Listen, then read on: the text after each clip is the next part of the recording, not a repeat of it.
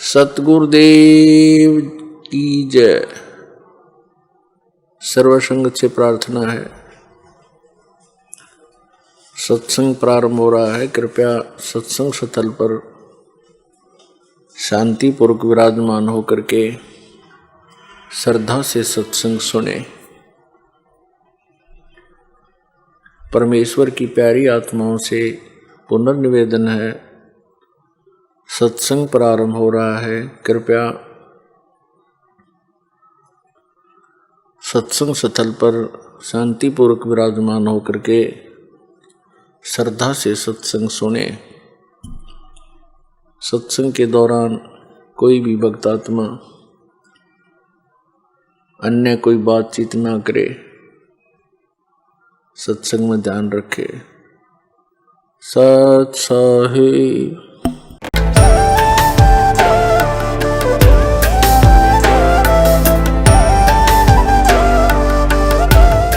जब लग्गुरु मिलेन साँचा तब लग्गुरु करो 10 पाँचा।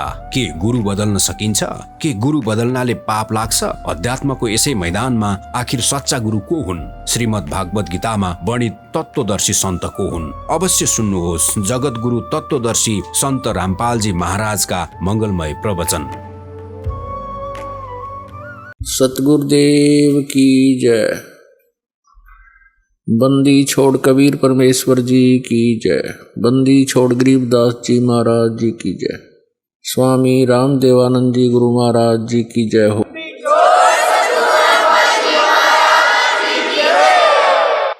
गरीब नमो नमो सतपुरुष को नमस्कार गुरु की नहीं।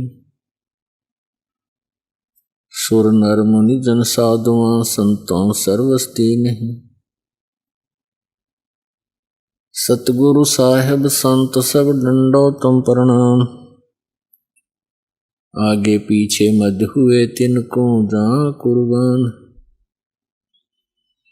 नराकार निर्विषम काल जाल वैभंजनम निर्लेपम निज निर्गुणम अकल अनुपवेशोन्दनम। सोहम सुरति समापतम सकल समाना निर्तलय। उज्ज्वल हिरंबर हरदमम बेपरवाह अथा है। वार पार नहीं मध्यतम। गरीब जो सुमर सिद्ध होई। गणनायक गलता ना करो अनुग्रह सोई। पारस पद परवाना। आदि गणेश मनाऊं गणनायक देवन देवा। चरण कमल लाऊं आदंत करूं सेवा। परम शक्ति संगीतम रिद्धि सिद्धि दाता सोई। अवगत गुण अतीतम सत्य पुरुष निर्मोही। जगदम्बा जगदीशम मंगल रूप मुरारी। तन मन अर्पों शीसम भक्ति मुक्ति भंडारी। सुर नर मुनि जन ध्यावे ब्रह्मा विष्णु महेशा। शेष शेष मुख गावे पूजे आदि गणेशा। इंद्र कुबेर सरीखा वरुण धर्म राय ध्यावे। समर्थ जीवन जी का मन इच्छा फल पावे। 33 कोटि आधारा ध्यावे 88। उतरे बहुजल पारा कट है यम की फांसी। 33 कोटि अदारा ध्यावे 88। उतरे बहुजल पारा कट है यम की फांसी। नमस्कार दर्शकों, आज के हमारे इस वीडियो का विषय है धर्म गुरु नहीं समझे अपने धर्म ग्रंथों का ज्ञान।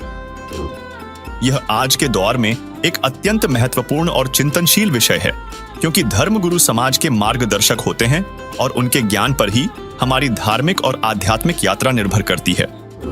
हमारे समाज में धर्म गुरुओं का महत्वपूर्ण स्थान है। वे हमें धार्मिक शिक्षा, आध्यात्मिक ज्ञान और नैतिकता का पाठ पढ़ाते हैं।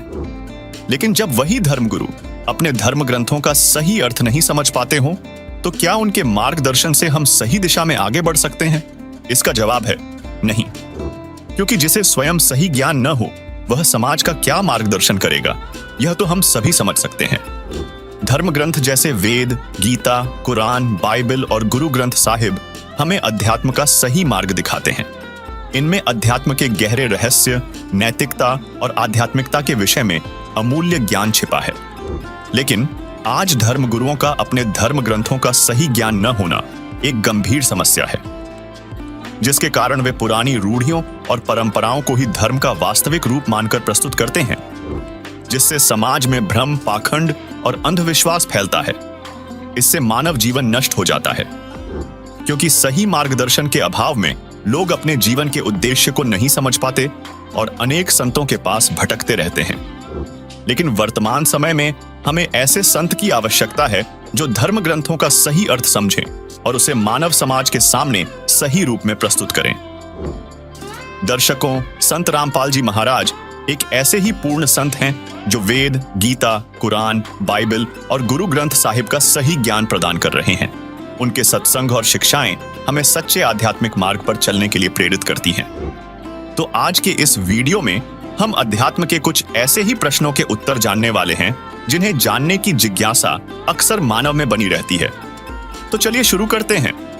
सवाल नंबर 1, प्रत्येक धर्म के धर्म गुरु परमात्मा यानी अल्लाह को निराकार अर्थात बेचून बताते हैं।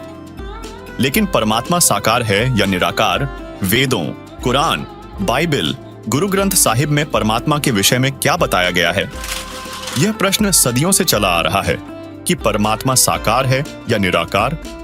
और यह सवाल जितना पुराना है उतनी पुरानी धारणा भी सभी धर्मों में बनी हुई है कि परमात्मा निराकार अर्थात बेचून है।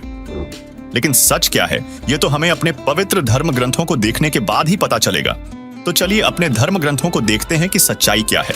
सभी धर्मों को जानने के लिए उनके पवित्र सदग्रंथों को ही आधार मानना चाहिए, ना कि किसी धर्म के व्यक्ति क्या कह रहे हैं और क्या पूजा कर रहे हैं उसको आधार नहीं मानना चाहिए। ना फिर इन पुस्तकों की आवश्यकता क्या थी, जिनको आज तक सिर पे रखे घूम रहे थे कि इनमें सर्वश्रेष्ठ ज्ञान है, तो उस ज्ञान को ही आधार मानेंगे। और इस दास के अतिरिक्त विश्व में आज तक इसको कोई क्लियर नहीं कर सका। सर्वप्रथम जानते हैं ईसाई धर्म की पवित्र पुस्तक बाइबल में परमात्मा का स्वरूप क्या बताया गया है। ये पवित्र बाइबल, संपूर्ण जीवन अध्ययन बाइबल,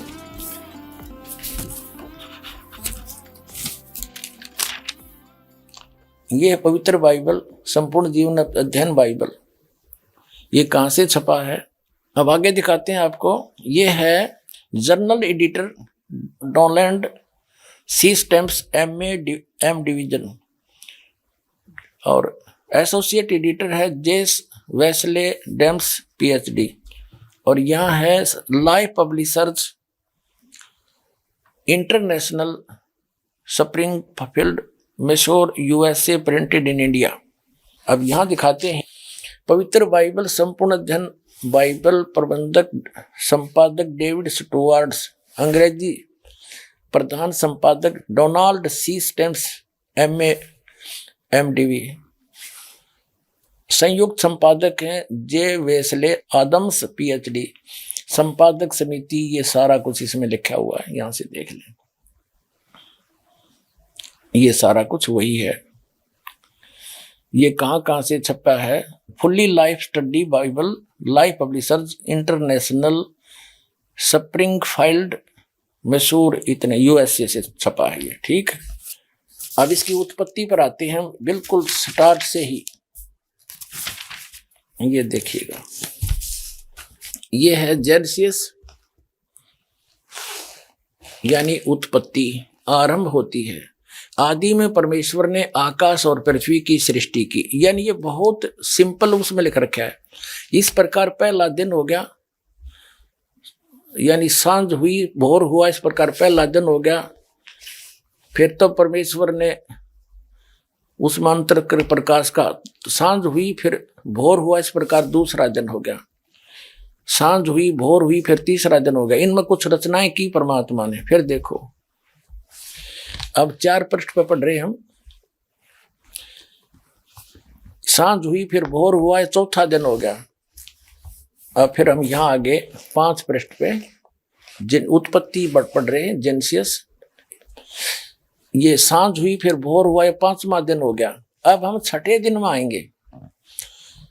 फिर परमेश्वर ने कहा, हम मनुष्य को अपने स्वरूप के अनुसार अपनी समानता में बनाए, और वे समुद्र की मछलियों और आकाश के पक्षियों और घरेलू पशुओं और सारी पृथ्वी पर और सब रेंगने वाले जंतुओं पर जो पृथ्वी पर रेंगते अधिकार रखे। यानी उनसे समझदार हो, खावे नहीं उनको कि देश का अर्थ कोई गलत लगा बैठे। फिर कहते, तब परमेश्वर ने मनुष्य को अपने स्वरूप के अनुसार उत्पन्न किया। अपने स्वरूप के अनुसार परमेश्वर ने उसको उत्पन्न किया, नर और नारी करके उसने मनुष्यों की सृष्टि की। तो पुण्यात्माओं, कैसा है भगवान? नर आकार हमारे जैसा। अब उसने, परमात्मा ने मनुष्यों को अपने जैसा ही रचा। तो कैसा है भगवान? साकार है, नर आकार है, सह शरीर है, उसका नाम कबीर है। ये आगे सिद्ध करेंगे। अब देखते हैं इस्लाम धर्म की पाक पुस्तक कुरान शरीफ से। अब देखिएगा, पवित्र कुरान शरीफ हमने फिर उठा ली है। यह वह इलामी किताब है जिसमें कोई संदेह की गुंजाइश नहीं। शास्त्रीय अरबी पद्धति पर नागरी लिपि में ये कुरान शरीफ कंप्लीट देखें। और ये मुतरजम ये है शास्त्रीय अरबी पद्धति पर नागरी लिपि में, इसका सह अनुवाद सटीपन, ये इसकी हिंदी है। रूपांतरकार है नंद कुमार अवस्थी, शेरवाणी संस्करण। यहां देखते हैं, जालिकल किताबों लारैब ज सलाफीही जय। यह वह इलामी किताब है जिसमें कोई संदेह की गुंजाइश नहीं। कुरान शरीफ ये अनुवाद टिप्पण शास्त्रीय अरबी पद्धति पर नागरी लिपि में शेरवाणी संस्करण। प्रकाशक हैं लखनऊ किताब घर, मौसम बाग, सीतापुर रोड, लखनऊ। इतने। अब हम इसके आते हैं। अब देखिएगा, कुरान शरीफ और सूरत फुरकानी 25 604 पृष्ठ पे हम यहां से पढ़ने लगेंगे, जैसे पहले भी पढ़ा था। 52 आयत को हम पढ़ेंगे। फला तुतियल काफिरिन व जाहिदुम बिही जिहादन कबीरन। इसका अनुवाद बिल्कुल सामने हिंदी में कर दिया उन्हीं ने। तो ए पैगंबर, तुम काफिरों का कहा न मानना। ये कुरान शरीफ का ज्ञानदाता कह रहा है हजरत मोहम्मद जी को कह रहा है। और इस कुरान की दलीलों से उनका सामना बड़े जोर से करो। इन्होंने कबीर का अर्थ बड़ा कर दिया। ठीक है, अब हम आते हैं 607 पृष्ठ पे, सूरत फुरकानी 25 और यहां आ गया है। अब हम 53वीं आयत पढ़ेंगे। और वही है जिसने 2 दरियाओं को मिला चलाया, एक का पानी मीठा प्यास बुझाने वाला और एक का खारी कड़वा, और दोनों में एक आड़ और मजबूत रोक बना दी। और वही है जिसने पानी की बूंद से आदमी को पैदा किया, फिर उसको साहिबे नसब यानी किसी का बेटा या बेटी, और ससुराल वाला यानी किसी का दामाद बहू बनाया। और तुम्हारा परवरदिगार हर चीज करने पर शक्तिमान है। अब 55 आयत पढ़ेंगे, 54 पढ़ ली। और काफिर अल्लाह के सिवा ऐसों को पूजते हैं जो न उनको नफा पहुंचा सकते हैं और न उनको नुकसान पहुंचा सकते हैं। और काफिर तो अपने परवरदिगार से पीठ दिए हुए हैं, मुंह मोड़े हैं।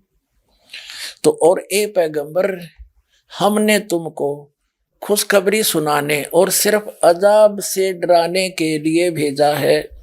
हजरत मोहम्मद जी को भेजने वाला वही है जो कुरान शरीफ का ज्ञान दे रहा है। वो कह रहा है कि हमने तुम्हें अजाब से डराने के लिए भेजा। देखिएगा, यहां कहते हैं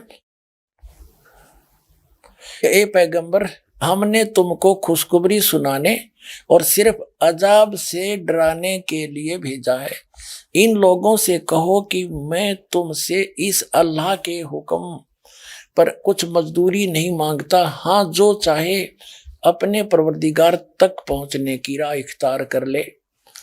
अब 58 नंबर में कहा कि और ए पैगंबर, उस जिंदा पर भरोसा रखो। जिंदा महात्मा के रूप में वो अल्लाह अकबर कबीर परमात्मा सतलोक से, उस सच्चे स्थान से, अर्श कुर्स के ऊपर से चलकर आए थे। एक जिंदा महात्मा के रूप में मिले थे और भी अन्य महापुरुषों को मिले। आदरणीय धर्मदास साहिब जी को मिले, बांधवगढ़ वाले को जिंदा महात्मा के रूप में। आदरणीय मुल्कदास साहिब जी को मिले। आदरणीय नानक साहिब जी को, सिख धर्म के प्रवक्ता को, जिंदा महात्मा के रूप में आकर वही अल्लाह अकबर अल्लाह कबीर मिले। आदरणीय दादू साहिब जी को वही जिंदा महात्मा के रूप में मिले। आदरणीय गरीबदास साहिब जी गांव छुड़ानी जिला ददर हरियाणा वाले को वही अल्लाह अकबर यानी कबीर परमात्मा जिंदा महात्मा के रूप में आकर मिले।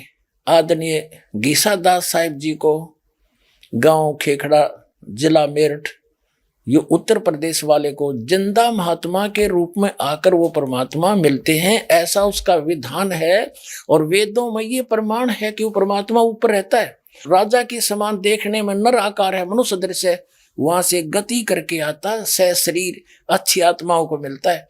वही अल्लाह अकबर वो पूर्ण परमात्मा आदरणीय हजरत मोहम्मद जी को भी मिले थे और उनको ऊपर लेकर भी गए थे, लेकिन इन्होंने उस जबरील के भय से, डर से उस पूर्ण परमात्मा की बात को स्वीकार नहीं किया था।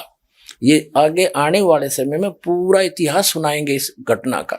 अब देखिएगा,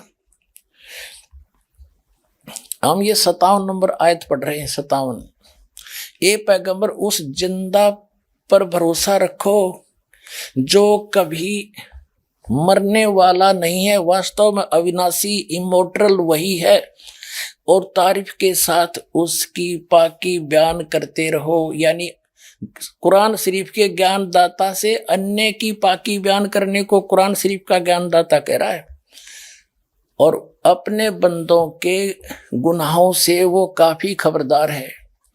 जिसने आसमानों और जमीन और जो कुछ उनके बीच में है सबको 6 दिन में पैदा किया, और फिर वह तख्त पर जा विराजा। वह अल्लाह बड़ा, वो अल्लाह कबीर है, वो अल्लाह कबीर है। अंडरस्टूड हो गए? रहमान है और उसकी खबर किसी बाखबर इल्म वाले से पूछ देखो। कुरान शरीफ का ज्ञान दाता भी उससे अनभिज्ञ है, उस अल्लाह अकबर को नहीं जानता।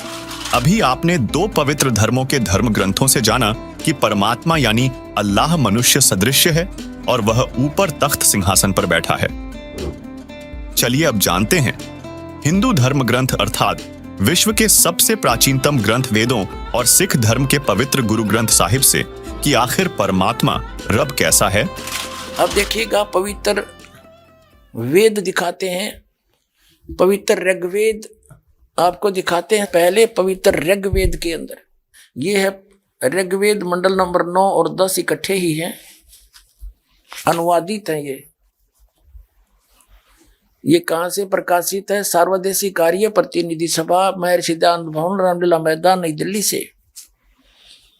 महर्षि दयानंद सरस्वती कृत, मुद्रक है Prince offset printers 1510 Pataudi house Daryaganj नई दिल्ली से। अपने आत्माओं, एक आश्चर्य की बात है, आज तक एक लोक वेद सबके हृदय में समा चुका था कि परमात्मा निराकार है। God is formless. मुसलमान भाई कहते हैं अल्लाह तो बेचून है, उसका कोई काया नहीं है, अन्यों के ऊपर बैठा 7वें आसमान पर, फिर बिना काया का बैठा कि है, किस रूप में बैठा है ये तो आज तक निर्णय कर दो। अब यहाँ क्या बताया है कि ये आर्य समाज के जो प्रवर्तक थे महर्षि दयानंद और उनके जितने आचार्य अनुयायी हैं वो भी परमात्मा को निराकार कहते हैं ठोक के, और वेदों को सच बताते हैं कि वेदों जैसा ग्रंथ पृथ्वी पर नहीं है। हर वेद आप अनुवाद कर रहे हैं, ओए होए। तो कबीर साहब कहते हैं मोती मुक्ता दर्शत नाही, ये जग है सब अंधरे, दिखत के नैन चश्मे इनका फिरा मोतिया बंदरे। ये दिखत विद्वान, इनका मोतिया बंद हो रहा था अज्ञान रूपी। जैसे किसी को मोतिया बंद हो जाना, आंखों में एक रोग होता है, उसकी आंखें तो बिल्कुल स्वस्थ दिखाई देती है, स्वस्थ, जैसे इनमें कोई रोग नहीं, लेकिन उसको दिखता कुछ नहीं। तो परमात्मा कहते हैं ये दिखते विद्वान और कहें निराकार, इनका कख भी नहीं पता, अनुवाद खुद कर रहे हैं और फिर भी निराकार का ढोल पीट रहे हैं। ईसाई धर्म के धर्मी व्यक्ति पवित्र बाइबल को सिरोधार्य मानते हैं, उस जैसा ग्रंथ नहीं मानते हैं, और परमात्मा को फॉर्मलेस बताते, निराकार बताते। इसमें स्पष्ट लिखा है नराकार मनुष्य दृश्य है, और पवित्र कुरान शरीफ में स्पष्ट लिखा है कि वो 6 दिन में सृष्टि रची, उसने 7वां दिन तख्त पर जा विराजा। को निराकार क्या बैठेगा, वो मनुष्य दृश्य है, वहां जा बैठा, वहां पर तो बैठा है तो कोई आकार है उसका। ये देखना, हम ऋग्वेद पढ़ रहे हैं, ऋग्वेद, आपको इसका पूरा प्रकरण दिखा दिया था। ऋग्वेद मंडल नंबर 9 सूक्त नंबर 86 मंत्र नंबर 26 में कहा है कि यज्ञ करने वाले यजमानों के लिए परमात्मा, यज्ञ माने धार्मिक अनुष्ठान अर्थात पूजा करने वाले यजमान माने भक्तों के लिए परमात्मा सब रास्तों को सुगम करता हुआ उनके विघ्नों को मर्दन करता है, उनके संकटों का नाश करता है और उनको पवित्र करता हुआ और अपने रूप को सरल करता हुआ है। वह कांति में परमात्मा, यहाँ इन्होंने इस कबीर रचो, इस कबीर का, हम इसको कबीर बोले, वो कबीर, हम वह को वह बोलते हैं अपनी भाषा में। जैसे किसी का नाम वेद प्रकाश है और हम कहेंगे उसको वेद प्रकाश, और वो भी कोई उससे पूछेगा कौन है भाई, क्या नाम है तेरा, वो खुद भी कहेगा मेरा नाम वेद प्रकाश है, और लिखेगा जब वेद प्रकाश। तो ऐसा ही समझो कबीर, ये कबीर जो लिखा है हम इसको कबीर बोलते हैं। और देव माने परमेश्वर, ये देखो ये कबीर, इसका इन्होंने संधि छेद कर दिया और ऐसे लिख दिया, रे को अपसर्ग में बदल दिया। अब हम पहले इस कंसेप्ट को क्लियर करेंगे, पहले थोड़ा सा ये पढ़ कर। तो यहां लिखना था वो कबीर देव है।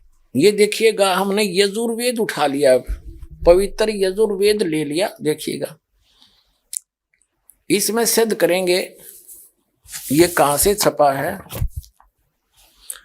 सार्वदेशिक आर्य प्रतिनिधि सभा 2/5 महर्षि दानंद रमला मैदान नई दिल्ली से। ये महर्षि दान सरस्वती कृत, ये यहां से मुद्रक, यहां से छपा है। अब हम इसके आते हैं, ये 36 चैप्टर है, अध्याय नंबर 36 36 है ये यजुर्वेद का, यहां से पढ़ेंगे। ये 36 अध्याय है, 36वां। इसके प्रथम मंत्र में लिखा है रचम वाचम प्रपदे मनो यजु प्रपदे। ये यजु शब्द है, यजु अपसर्ग लगा रखे हैं इसका, तो यहां अनुवाद किया महर्षि दानंद ने, इसका बिल्कुल सही किया। ये यहां इसकी भ्रमित नहीं थी बुद्धि, इसको यजु का अर्थ यजुर्वेद कर दिया, यही करना चाहिए था। यदि यहां इसका कोई और अर्थ कर देता, सर्वज्ञ या कोई वैसे लिख देता कोई सतुतियों का संग्रह, क्योंकि महिमा यजुर्वेद की थी इसमें, तो यजुर्वेद लिखना पड़ा, भले ही 2 अपसर्ग लगे। इसी प्रकार जहां परमात्मा की महिमा का वर्णन है वेद में, वहां कबीर शब्द है, अपसर्ग भी लगा दें अपने व्याकरण के आधार से। हम इनकी व्याकरण भी डिस्टर्ब नहीं करना चाहते। ये कबीर देव लिखना चाहिए था इन्होंने, यहाँ पर कबीर का अर्थ कबीर देव लिख देते, सर्वज्ञ नहीं। हम उसको कबीर साहब कहते हैं, कुरान शरीफ में उसको अल्लाहू अकबर अल्लाह कबीर कहते हैं, और हम उसको कबीर देव कबीर साहब कहते हैं। वेदों में उसको कबीर देव कहते हैं, हम उसको कबीर देव बोलने लाएंगे। कबीर साहब, कबीर परमात्मा, साहब कहो, राम कहो, अल्लाह कहो। तो इस प्रकार अब हम समझेंगे ऋग्वेद के उन चंद मंत्रों को जिसमें परमात्मा साकार स्पष्ट है।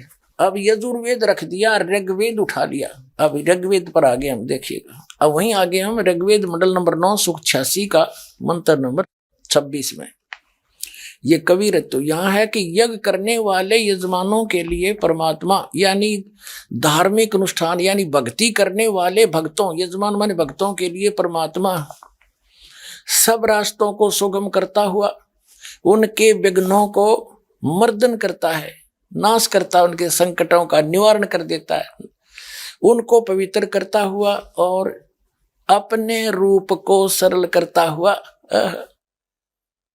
वह कांति में परमात्मा। यहां लिखना था कबीर देव, सर्वज्ञा नहीं करना चाहिए अर्थ।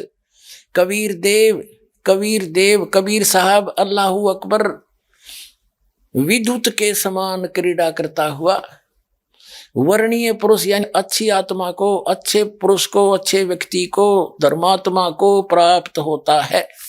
अपने आत्माओं वो परमात्मा ऊपर रहता है ध्रुवलोक के तीसरे पृष्ठ पे और वहां से गति करके आता है बिजली जैसी गति से, यानी इतनी बहुत शीघ्रता से यहां जाता, फ्रिक्शन ऑफ सेकंड के अंदर। और वो कबीर है, वो कबीर देव है, अल्लाहू अकबर है। वो कहाँ रहता है देखो इसी में, ऋग्वेद मंडल नंबर 9 सूक्त 86 का मंत्र 26 आप पढ़ रहे हैं। हम यहाँ आगे पढ़ते पढ़ते वो कबीर देव विद्युत के समान क्रीड़ा करता हुआ यानी आकाशीय बिजली की तरह एकदम पूरी स्पीड तय वर्णीय पुरुष को प्राप्त होता। वो कहाँ रहता है 27वें मंत्र में स्पष्ट कर दिया है। जो परमात्मा ध्रुवलोक के तीसरे पृष्ठ पर विराजमान है, वो तीसरे भाग में रहता है, उस ध्रुवलोक के ऊपर, ध्रुवलोक के। अब और दिखाते हैं आपको, वही ऋग्वेद मंडल नंबर 9 और सूक्त 54 यानी चम्मन का मंत्र नंबर 3 देखो नीचे। इसमें स्पष्ट किया है कि सूर्य के समान जगत प्रेरक वह परमात्मा सोम स्वभाव वाला और जगत प्रकाशक है। विश्वानी पुनाने वह सब लोकों को पवित्र करता हुआ भुवनो ऊपरी तिष्ठति, सब भुवनों यानी सभी लोकों के ऊपर संपूर्ण ब्रह्मांडों के ऊर्ध्व भाग में भी वर्तमान है, वहां पर विराजमान है, बैठा है वो उस भुवनों ऊपर, सभी भुवनों के सभी संपूर्ण ब्रह्मांडों के ऊर्ध्व माने ऊपर के भाग में, तिष्ठति माने बैठा है और वहां से चलकर आता है। अब आगे दिखाते हैं। अब ऋग्वेद मंडल नंबर 9 सूक्त 82 में कति कंसेप्ट क्लियर हो जाएगा। ऋग्वेद मंडल नंबर 9 सूक्त 82 और मंत्र नंबर 1 में क्या कहा है, वह है जो सर्वोत्पादक प्रभु यानी सबकी उत्पत्ति करने वाला, 6 दिन में सृष्टि रच के 7वां दिन तख्त पर बैठने वाला, प्रकाश रूप सद्गुणों की वृष्टि करने वाला, पापों का हरण करने वाला, वह राजे, ये संस्कृत है, इसका अर्थ है राजा के समान, राजा के। ये 269 पृष्ठ पे है राजा के, और इधर देखो 270 पृष्ठ पे, 270 पृष्ठ पे राजा के समान दर्शनीय है, देखने में राजा के समान है, तख्त पर विराजमान है, सिर पर मुकुट है उसके, और वह पृथ्वी आदि लोक लोकांतरों के चारों ओर शब्दमान हो रहा है। वह वर्णीय पुरुष को, अच्छी आत्मा को, जो दृढ़ भक्त है उसको पवित्र करता हुआ प्राप्त होता है। कैसे? जिस प्रकार विद्युत स्नेह वाले स्थानों को आधार बनाकर प्राप्त होता है। आगे किस लिए आता है, उद्देश्य क्या होता है आने का? हे परमात्मन, उपदेश करने की इच्छा से, तत्व ज्ञान यथार्थ ज्ञान बताने की इच्छा से आप महापुरुषों को प्राप्त होते हो, नीचे आकर के गति करके आते हो, और आप अत्यंत गतिशील पदार्थ के समान हमारे आध्यात्मिक यज्ञ को यानी हमारे धार्मिक अनुष्ठानों को प्राप्त होते हैं। आप कबीर देव हैं, आप अल्लाहू अकबर हैं, शुद्ध स्वरूप हैं, आप पाक हैं, पवित्र हैं। हमारे पापों को दूर करके हे अमर परमात्मा सोम आप हमको सुख दे। हो गया सिद्ध।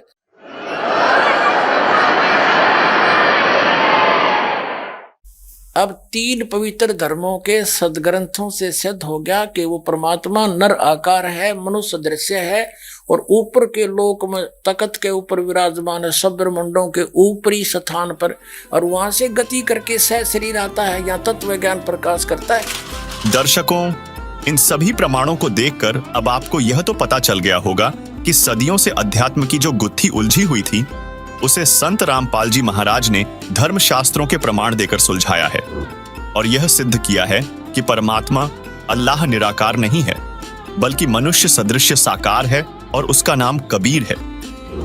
इससे यह भी पता चलता है कि हमारे धर्म गुरुओं को सदग्रंथों का ज्ञान नहीं है, अन्यथा वे परमात्मा को निराकार नहीं बताते। तो चलिए अब हम अपने दूसरे सवाल की ओर बढ़ते हैं। सवाल नंबर 2, इस्लाम और ईसाई धर्म में एक खुदा को माना जाता है जबकि हिंदू धर्म में एक से अधिक देवताओं को पूजा जाता है। तो क्या इस्लाम और ईसाई धर्म में अन्य देवता नहीं है? जैसे हमारे देश की संसद में कुल 545 सांसद होते हैं जबकि सर्वशक्तियुक्त राष्ट्रपति जी होते हैं, इसी तरह 33 करोड़ देवता ब्रह्मा, विष्णु, महेश यहाँ के व्यवस्थापक हैं जबकि पूर्ण परमात्मा अल्लाहु अकबर इनसे भिन्न है। इसका प्रमाण पवित्र बाइबल में है, जब परमात्मा ने 6 दिन में सर्व सृष्टि को रचकर 7वें दिन विश्राम किया और इस्लाम, यहूदी और ईसाई धर्म के प्रथम पुरुष बाबा आदम और उसकी पत्नी हव्वा की उत्पत्ति हो गई, तो क्या हुआ? अब पवित्र बाइबल से बहुत सी रहस्य जो है सामने आएंगे।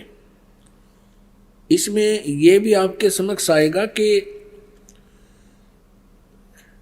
ये तीनों देवता श्री ब्रह्मा, श्री विष्णु, श्री शिव जी पूरे ब्रह्मांड के संचालक हैं और पवित्र ईसाई धर्म के इतिहास में भी उनका जिक्र है। भले ही उनका नाम नहीं है, नाम अन्य वो अपनी भाषा में कुछ भी लिख ले। अपने आत्मा परमात्मा ने आदम और हव्वा की उत्पत्ति की जैसा पवित्र बाइबल में लिखा है और फिर मनुष्यों की रचना करके सारे जो कुछ भी यहाँ बनाने थे बना के, चांद सितारे पृथ्वी आदि। तो परमात्मा जो सर्व सृष्टि रचनहार है वो तो विश्राम कर लिया, उसने ऊपर तख्त पर चला गया। उसके पश्चात यहाँ इस काल भगवान ने बागडोर संभाल ली, ब्रह्म ने, जो श्री ब्रह्मा, श्री विष्णु, श्री शिव जी के पिताजी हैं। तो इसमें ये प्रमाण दिखाते हैं कि क्या लिखा है कि आदम और हव्वा, आदम व्यक्ति का नाम है और हव्वा उसकी पत्नी है। उन दोनों को इस काल ने अपने पुत्र ब्रह्मा जी को संभाल दिया। अब आगे दिखाते हैं कि परमात्मा साकार है या निराकार। तो उनको दोनों को, आदम और हव्वा को, स्वर्ग में एक वाटिका में रहने के लिए छोड़ दिया और उनसे एक विशेष हिदायत दे दी भगवान ने, यहाँ के भगवान ने, कि तुमने इस वाटिका के अंदर और किसी भी वृक्ष का फल तुम खा सकते हो, लेकिन बीच में लगे हुए पेड़ों के फल को नहीं खाना, क्योंकि तुम खाओगे तो मर जाओगे। इसमें लिखा कि फिर कुछ दिनों के बाद एक सर्प आया। उस सर्प ने उनसे पूछा, आदम और हव्वा से कहा कि आप ये बीच वाले पेड़ के फल क्यों नहीं खा रहे हो? तो हव्वा ने सर्प से बताया कि हमारे को भगवान ने मना किया है और कहा कि तुम यदि बीच वाले फल खा लोगे पेड़ों के तो तुम्हारी मृत्यु हो जाएगी। तो सर्प ने कहा कि नहीं, ऐसा नहीं होगा, ये भगवान तुम्हें बहका रहा है, तुम नहीं मरोगे, बल्कि तुम्हें अच्छे और बुरे का ज्ञान हो जाएगा इसके फल खाने से। इसलिए भगवान तुम्हें धोखे में रखे हुए हैं कि कहीं तुम इस बीच वाले फल को, वृक्षों के फल को खा के अपने अस्तित्व को समझ सके, वो नहीं चाहता। अब हव्वा ने उस बीच वाले वृक्ष के फल को तोड़ा, आप भी खाया, अपने पति से भी खिला दिया। उस समय वो दोनों नंगे थे, और उनकी ऐसी बुद्धि थी कि उनको शर्म नहीं आ रही थी एक दूसरे से। उस फल के खाने से उनको एहसास हुआ कि हमने ऐसे नहीं रहना चाहिए। तो उन्होंने अंजीर के पत्ते होते हैं बड़े बड़े, उन पत्तों को तोड़ा और अपने पर्दे पर बांध लिया। लिखा है इसमें पवित्र बाइबल में कि शाम के समय भगवान आया वाटिका में टहलने के लिए, और उसने आवाज लगाया कि आदम और हव्वा तुम कहाँ हो। भगवान को देखकर उनकी आहट पाकर के वो छुप गए वृक्षों के बीच में और कहने लगे कि हम यहाँ बैठे हैं, हमें आपसे शर्म आ रही है क्योंकि हम नंगे हैं। तो भगवान ने कहा कि तुमने बीच वाले पेड़ों के फल को खा लिया। उन्होंने कहा कि हाँ, हमने बीच वाले पेड़ के फलों को खा लिया, जिस कारण से हमें अब एक दूसरे से शर्म आने लगी। इस बात से वह भगवान नाराज हुआ और उसने कहा कि तुमको किसने बताया ये पेड़ों के फल खाने को। हव्वा ने कहा कि सर्प ने बताया, सांप ने। अपने आत्मा हमने अपने मतलब की बातें लेनी है। ये तो बहुत बड़े सदग्रंथ हैं, ये तो एक वन है, आध्यात्मिक वन, और आध्यात्मिक वन से हमने जो जड़ी चाहिए अपने रोग निवारण के लिए उतनी ही निकाल लेंगे, बाकी ठीक है, बाग हरा भरा पड़ा ही रखा ही है। आपको ये और दिखाते हैं कि भगवान वाटिका में टहल रहा था, और ये भी दिखाते हैं पवित्र बाइबल में कि उसने कहा कि अब इस बीच वाले फल के पेड़ के फल को खाने से ये इंसान बुद्धिमान हो गया है, और कहीं ऐसा ना हो कि जीवन के वृक्ष वाले फल को भी ना खा ले और फिर ये अमर हो जावे। इसलिए उसको वाटिका से निकाल दिया उनको, और उनके चमड़े के कपड़े बनवाए भगवान ने। तो भगवान निराकार की तरह गया। कहाँ से हुआ निराकार, ये कहाँ से लाए ये थ्योरी, ये सिद्धांत, ये देखिएगा। ये हम पढ़ रहे हैं पवित्र बाइबल, और जेनेसिस 3 यानी 3रा अध्याय, मनुष्य का पतन, पृष्ठ नंबर 9 पे। यहोवा परमेश्वर ने जितने बनेले पशु बनाए थे उन सब में सर्प धूर्त था। उसने स्त्री से कहा, क्या सच है कि परमेश्वर ने कहा है तुम इस वाटिका के किसी वृक्ष का फल न खाना? स्त्री ने सर्प से कहा, इस वाटिका के वृक्षों के फल हम खा सकते हैं, पर जो वृक्ष वाटिका के बीच में है इसके फल के विषय में परमेश्वर ने कहा है कि न तो तुम उसको खाना और न उसको छूना, नहीं तो मर जाओगे। तब सर्प ने स्त्री से कहा, तुम निश्चय न मरोगे, वरन परमेश्वर आप जानता है कि जिस दिन तुम उसका फल खाओगे उसी दिन तुम्हारी आंखें खुल जाएंगी और तुम भले बुरे का ज्ञान पाकर परमेश्वर के तुल्य हो जाओगे।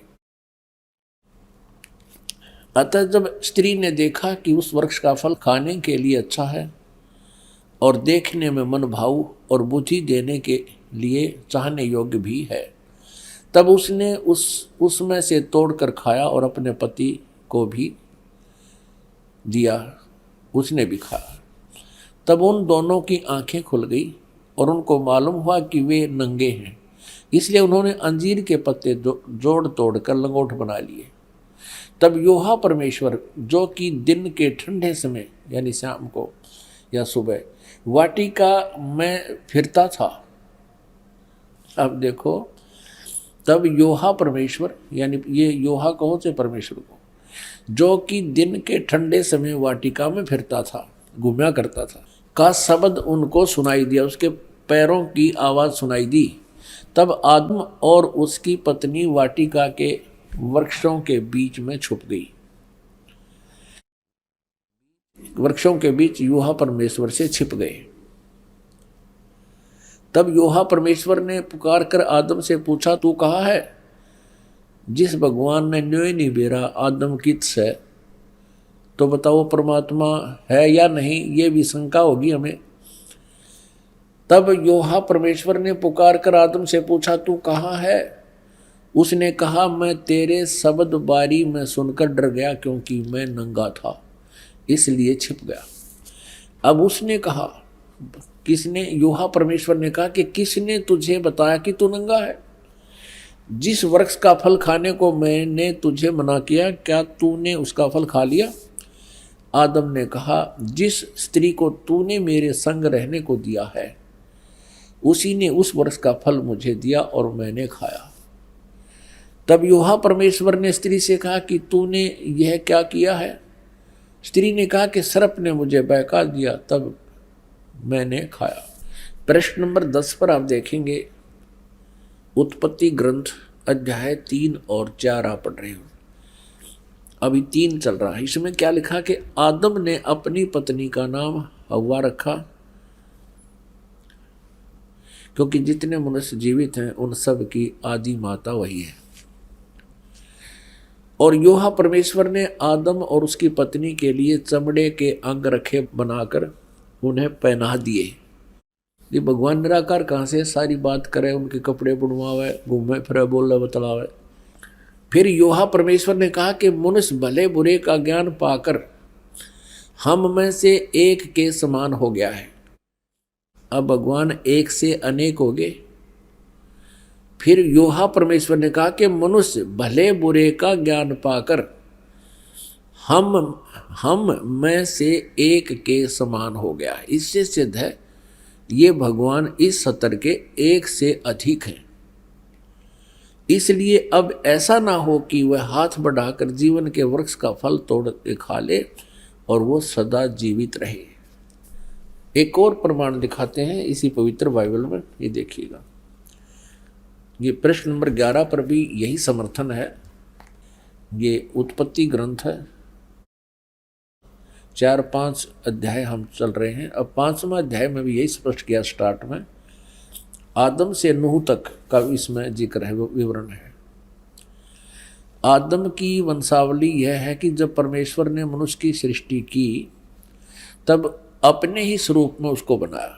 अब डबल दूसरी बार फिर यहाँ पर प्रमाणित कर दिया कि परमेश्वर ने मनुष्य की सृष्टि की तब अपने ही स्वरूप के अनुसार में उसको बनाया। उसने नर और नारी करके मनुष्य की सृष्टि की और उन्हें आशीष दी और उनकी सृष्टि के दिन उसका नाम आदम रखा। अब स्पष्ट हो गया, 2 बार फिर कह दिया। अब आगे दिखाते हैं, ये भी दिखाते हैं कि ये 3 हैं जो इनको कंट्रोल करते हैं। किसको? ईसाई धर्म को। ये देखिएगा, वो 3 हैं, 3 का भी प्रमाण आपको देते हैं। ये देखिएगा,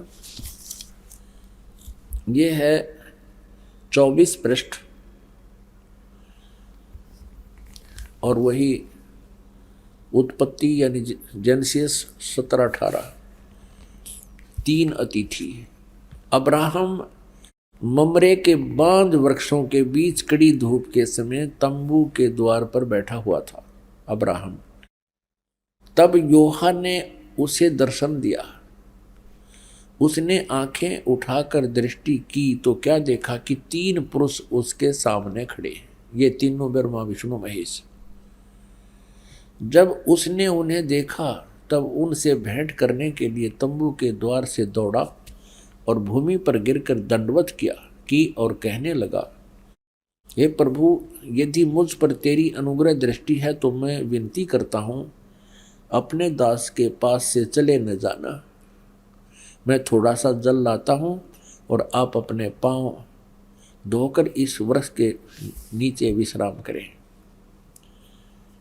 फिर मैं एक टुकड़ा रोटी ले आऊँ और उसे आप अपने अपने जीव को तृप्त करें, तब उसके पश्चात आगे बढ़ें, क्योंकि आप अपने दास के पास इसलिए पधारे हैं। उन्होंने कहा, जैसा तू कहता है वैसा कर। अब देखो पुण्यात्मा, इस पवित्र बाइबल ने ये सिद्ध कर दिया कि परमात्मा मनुष्य सदृश है, वो साकार है, मनुष्य जैसा है, क्योंकि उसने मनुष्यों की सृष्टि अपने स्वरूप के अनुसार की है। दूसरा कंसेप्ट ये क्लियर कर दिया कि 7वें दिन तख्त पर जा बैठा, उसने विश्राम किया। उसके बाद इस काल के हाथ में बागडोर आ गई, ब्रह्म के हाथ में, और इसने अपने तीनों पुत्रों को ये बागडोर संभाल रखी है, श्री ब्रह्मा, श्री विष्णु, श्री शिव जी को। आपने ये भी देख लिया कि भगवान किसी दृष्टिकोण से भी निराकार नहीं है, वो साकार है। पूर्ण परमात्मा भी साकार है जिसने सारे ब्रह्मांडों की रचना की, और आगे ये देवता भी साकार है जो वाटिका में घूम रहा है, उनसे बातें कर रहा है, उन आदम और हवा के कपड़े सिलवा रहा है। और फिर अब्राहम नाम के एक महापुरुष हुए हैं इसी ईसाई धर्म में। ईसा जी से पूर्व की बातें हैं, आदम जी के बाद की बातें। तो उसने देखा कि 3 भगवान खड़े सामने, उनको दंडवत प्रणाम किया। तो परमात्मा निराकार कहाँ से रहा, ये कहाँ से लाई ये सिद्धांत? ये था लोकवेद। लोकवेद वो होता है जो दंत कथा होती है, जो सदग्रंथों के विपरीत होता है, उसको लोकवेद। इससे स्पष्ट है कि हिंदू धर्म में ही नहीं बल्कि इस्लाम, ईसाई सभी धर्मों के व्यवस्थापक ये ही देवी देवता हैं, जबकि पूर्ण परमात्मा इनसे भिन्न है। सवाल नंबर 3, परमात्मा को हर कोई पाना चाहता है, जिसके लिए सभी व्यक्ति अलग अलग तरह की भक्ति क्रियाएं करते हैं। तो जब सबका मालिक एक है तो फिर अलग अलग भक्ति क्यों, और उस एक परमात्मा को पाने का वास्तविक भक्ति मार्ग कौन सा है? यह बात सत्य है कि सबका मालिक एक है, यानी सृष्टि को बनाने वाला सर्वशक्तिमान परमात्मा एक है, और उसके पाने की भक्ति विधि भी एक है, और उसका मंत्र भी एक ही है। सुनिए परमात्मा को पाने के वास्तविक भक्ति मार्ग के विषय में बाखबर तत्वदर्शी संत रामपाल जी महाराज के मुखारबिंद से आध्यात्मिक सत्संग। गीता ज्ञानदाता 8वें अध्याय के 3 श्लोक में कहता कि अर्जुन वो परम अक्षर ब्रह्म है। अर्जुन ने 8वें अध्याय के प्रथम मंत्र में पूछा कि हे भगवान, आपने जो 7वें अध्याय के गीता जी के 29वें श्लोक में जिस तत्ब्रह्म के विषय में कहा है कि उसको जान करके प्राणी फिर केवल यहाँ से जन्म मृत्यु के रोग से छूटने का ही प्रयत्न करता है, जरा माने बुढ़ापा, वृद्धावस्था के कष्ट और मरण माने मृत्यु से ही बचने का, छुटकारे की कोशिश करता है, वही संसार की किसी वस्तु में इच्छा नहीं रखता। तो 8वें अध्याय के प्रथम श्लोक में पूछा कि किम तत्ब्रह्म। गीता ज्ञानदाता ने 8वें अध्याय के 3 श्लोक में कहा वो परम अक्षर ब्रह्म है। फिर 8वें अध्याय के 5 और 7 श्लोक में तो अपने बारे में कह रहा है गीता ज्ञानदाता कि अर्जुन, तो मुझ में मन वाला हो, मेरे पर आश्रित हो जा, मेरी भक्ति कर और युद्ध भी कर तो मुझे ही प्राप्त होगा। तो इसने अपनी भक्ति करने वाले को कहा है, लेकिन मुझे प्राप्त होगा। शांति नहीं हो सकती, युद्ध तो करना पड़ेगा। 8वें अध्याय के 8, 9, 10 में कहा है कि उस परम अक्षर ब्रह्म की साधना करने वाला प्राणी है, उसके पास चला जाता है। 15वें अध्याय के 1 से लेकर 4 में कहा कि तत्वदर्शी संत की पहचान बताई है, और उसके पश्चात वो तत्वदर्शी संत मिल जावे, सतगुरु मिल जावे, उसके पश्चात परमेश्वर के उस परम पद की खोज करनी चाहिए, जहां जाने के बाद साधक फिर लौटकर कभी संसार में नहीं आते। 18वें अध्याय के 62 में और 66वें श्लोक में कहा कि अर्जुन, तू सर्वभाव से उस परमेश्वर की शरण में जा, उस परम अक्षर ब्रह्म की शरण में जा, उसकी कृपा से ही तो परम शांति को और सनातन परम धाम को प्राप्त होगा। और ऐसे ही 18वें अध्याय के 66वें श्लोक में कहा कि सर्वधर्मान प्रीतज माम, मेरे सतर की जो साधना है, जैसे 8वें अध्याय के 13वें श्लोक में गीता ज्ञानदाता कहता है कि ओम इति एकाक्षरम ब्रह्म विवहारण माम अनुसमरण ये प्रयाति तजन देहम सयाति परमाम गतिम। मुझ ब्रह्म का एक ओम मंत्र है, और ओम से होने वाली जो परम गति है उसको वही प्राप्त कर सकता है जो अंतिम श्वास तक ओम का ही जाप करता हुआ शरीर त्याग कर जाता है। तो उससे कौन सी गति होती है? ब्रह्मलोक प्राप्ति होती है, क्योंकि ब्रह्म का मंत्र ओम है। 8वें अध्याय के 16वें श्लोक में गीता जी में कहा कि अर्जुन, ये ब्रह्मलोक पर्यंत सब पुनरावर्ती में है, वहां गए हुए प्राणी भी फिर जन्म मरण के चक्कर में रहते हैं। और उस परम अक्षर ब्रह्म की भक्ति के लिए 17वें अध्याय के 23वें श्लोक में गीता जी में कहा कि ओम तत्सत इति निर्देश ब्रह्मण त्रिवेद समर्थ है, ब्राह्मणा तेन वेदा च यगा विहिता पुरा।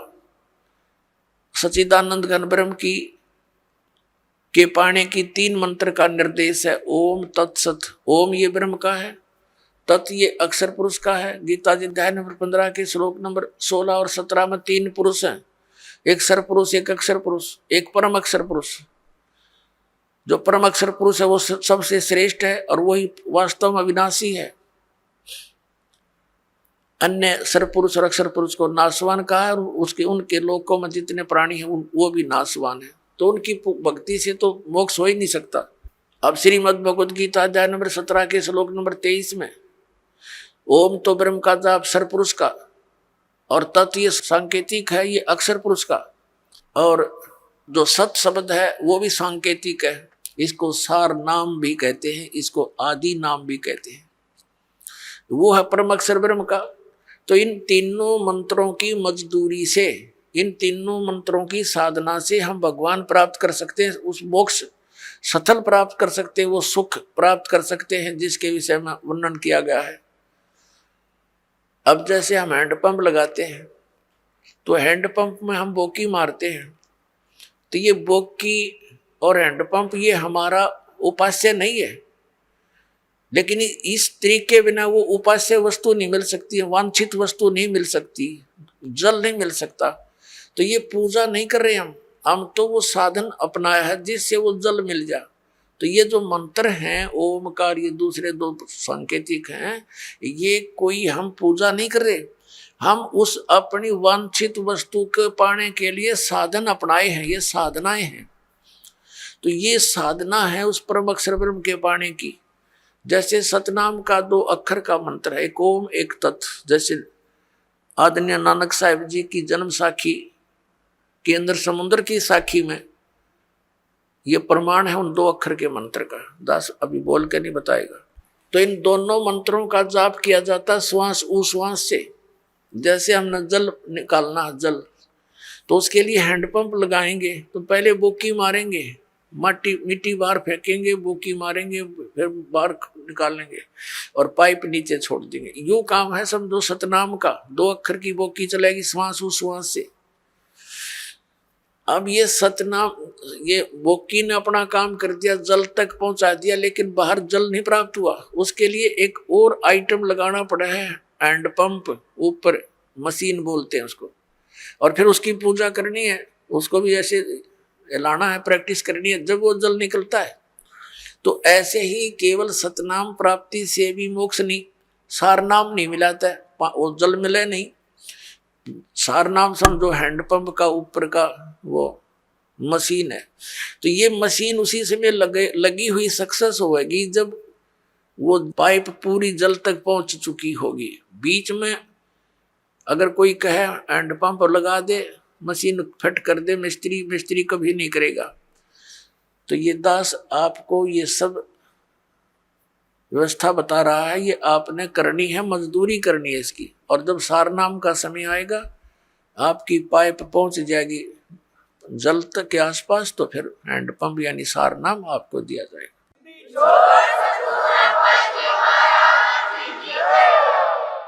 तो इस प्रकार हम इस ओम, उस परम अक्षर ब्रह्म के पाने का ओम तत्सत, ये 3 मंत्र का जाप है। ओम ये ब्रह्म का है, तत् ये अक्षर पुरुष का है, उसको परब्रह्म भी बोलते हैं, और सत ये परम अक्षर ब्रह्म का, इसको पार ब्रह्म कहते हैं। पार ब्रह्म, एक परब्रह्म एक पार ब्रह्म। ब्रह्म तो ये सरपुरुष है, ये काल भगवान 21 ब्रह्मांड का स्वामी। अक्षर पुरुष इसको परब्रह्म कहते हैं, ब्रह्म से नेक्स्ट भगवान, पर यानी दूसरा। और इससे ऊपर पार ब्रह्म माने सबसे परले पार का, सबसे ऊपर वाला, वो पार ब्रह्म होता है। जैसे आप संतों की वाणी में पार ब्रह्म शब्द सुनते हो, वो परब्रह्म के लिए नहीं है, वो पार ब्रह्म यानी उस सत्य पुरुष की तरफ संकेत है, परम अक्षर ब्रह्म की तरफ संकेत है। तो जैसे तो उस परमात्मा के पाने का फिर 3 मंत्र का जाप है, ओम तत्सत। तो इस प्रकार हम उस परमात्मा को पाएंगे। कैसे पाएंगे? गीता जी अध्याय नंबर 18 के श्लोक नंबर 66 में कहा है, इस गीता ज्ञानदाता ब्रह्म ने सर्वधर्मान परित्यज माम एकम शरणम व्रज अहम तवा सर्व पापे भ्य मोक्षामि मा शुच। ये क्या कहता है कि मेरे सत्र की जितनी पूजाएं हैं वो मुझ में छोड़ दे, मुझे दे दे मेरे सत्र का जो तूने मजदूरी करी है, फिर मैं तुझे यहां से जाने दूंगा नहीं, तू मेरा बंधक मजदूर है और मेरा कर्ज उतार दे। फिर तू उसकी शरण में जा। एकम, एकम माने जिसके बराबर दूसरा ना हो, अद्वितीय, जिसके समान दूसरा कोई शक्तिशाली भगवान ना हो, उस एकम शरणम व्रज, उसकी शरण में जा। हरिन अज्ञानी हमारे धर्म गुरुओं ने अनुवाद करता है, ऋषि मंडलेश्वर ने अनर्थ कर रखे गीता जी में, अनुत्तम मान्यता थी, उत्तम बता रहे हैं। ये देखिए ने व्याकरण बदल डाली अपनी अज्ञानता के कारण। और व्रज माने जाना होता है, ये आना बोलते हैं, आना लिखा हुआ अनुवाद कर रखा है। इंग्लिश का वर्ड है गो, और गो माने जाना होता, आना तो हो ही नहीं सकता। ये तो मूर्ख, अगर कोई उस सेंटेंस को ना समझ कर उसका अर्थ आना कर रहा है तो वो बिल्कुल अज्ञानी व्यक्ति है, वो आशय को समझा नहीं, उस प्रकरण के आशय से वो परिचित नहीं है। अब ये जैसे गीता जी अध्याय नंबर 2 के श्लोक नंबर 7 में अर्जुन स्वयं स्वीकार रहा कि मैं आपकी शरण हूं, आप मेरे गुरु हो, मेरी बुद्धि काम नहीं करती, मुझे निर्णायक ज्ञान दो, मैं आपकी शरण हूं। अब यहाँ फिर नो कहो है कि मेरी शरण में आ जाओ, उसकी शरण तो पहले कह रहा है मैं तो तेरी शरण खड़ा हूं, और सब धर्मों के कर्मों को मुझ में छोड़कर मेरी ये शरण में आ जा। अकल देखो इनकी, इन्हें बहुत सी जगह ऐसे अनर्थ कर रखे जहां ये समझ नहीं सके।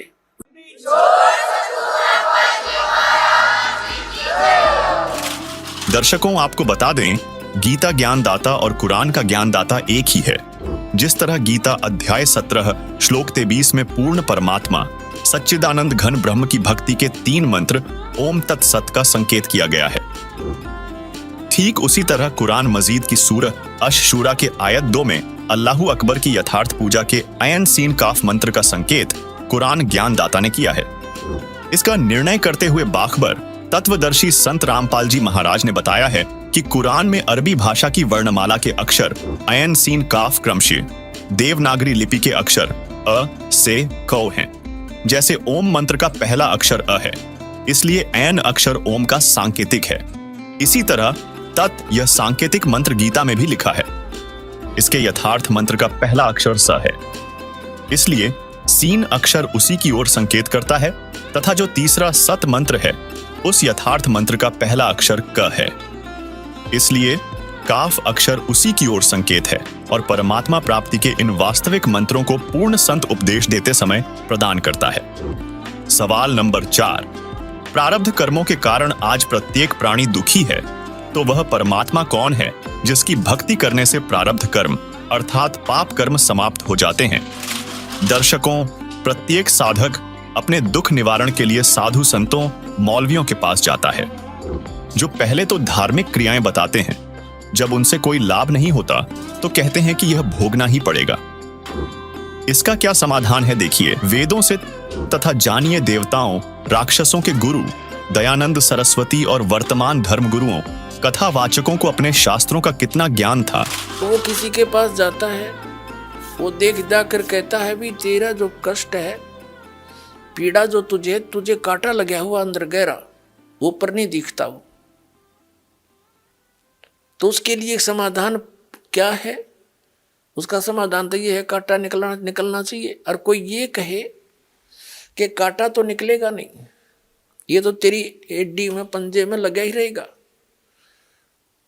और भक्ति कर आगे का जीवन तो सफल हो जाएगा, यानी जो तेरे प्रारब्ध के कर्म है ये तो तुझे भोगने पड़ेंगे। और कोई ये कहे कि भक्ति कर आगे सुखी हो जाएगा। पुण्यात्माओं को ये कहे कि तेरे पैर का कांटा तो निकला नहीं, और जूता पहन ले आगे कांटे ना लगेंगे, तो कांटा लगे पैर में जूता पहना नहीं जा सकता, वो तो कांटा निकले। और फिर उसको सलाह दी जा कि जूता मत निकाल दिए सफर में, तो उस डर के मारे के कहीं फिर ना बात बिगड़ जा, वो कभी जूता नहीं उतारे फिर उस सफर में। तो पुण्यात्माओं, जिनको कर्म के कांटे चुभे हुए हैं और उनको कोई सलाह दे कि ये कर ले वो कर ले, कुछ देर तो करते हैं वो, फिर जब उनको ये सलाह मिलती है अंत में ये मिल जाता है कि कर्म तो भोगने ही पड़ेंगे, प्रारब्ध के हैं, और भक्ति कर ले, खाक भक्ति करेगा वो, कर ली भक्ति उसने तो फिर वो उस कांटे पर ध्यान रहेगा, पहन सकता जूता उसको। तो कहने का भाव ये है कि हमारे सदग्रंथ जो हमें बताना चाहते वो हमारे धर्मगुरु परिचित नहीं थे। परमात्मा के गुण क्या बताते हैं, ये ढंडोरा किस चीज का पीट रहे थे, ये सारा मिसगाइड किए बैठे थे अपने को। ऐसे आज तक जितने भी महापुरुष आप देखो सबकी यही दशा है, इन कख नहीं पता था। अब थोड़ी सी झलक दिखाते इसी पॉइंट पे।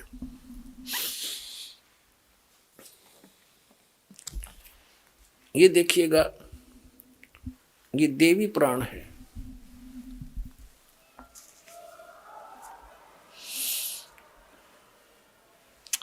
इसी में आपको दिखाते हैं, ये गीता प्रेस गोरखपुर से प्रकाशित है। हनुमान प्रसाद पोदार चिमनलाल गोस्वामी इसके संपादक हैं और गीता प्रेस गोरखपुर से ये प्रकाशित है, मुद्रित है। आप जी को थोड़े से सत्संग में इन सभी ऋषि महर्षियों की तलाशी लेकर दिखा दूंगा, ये कितने विद्वान थे और क्या ज्ञान दिया करते थे। ये देखिएगा, ये चौथा स्कंद है और 243 पृष्ठ पे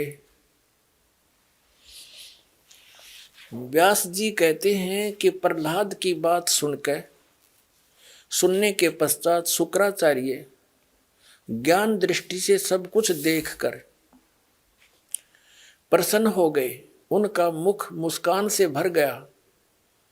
उन्होंने दैत्यों से कहा, दानवों, तुम मेरे यजमान हो, भक्त हो, तुम्हें न तो डरना चाहिए और न पाताल में ही जाना चाहिए। अपने सत मंत्रों के प्रभाव से मैं तुम्हारी रक्षा कर लूंगा। धर्म के मर्मज महाशयो, प्राचीन समय में ब्रह्मा जी के मुख से मैंने जो बात सुनी है उसे बता रहा हूं, सुनो। ये वचन बड़ा ही हितकर है, सत्य और अटल है। उन्होंने कहा था कि होने वाली बातें अवश्य होकर रहती हैं।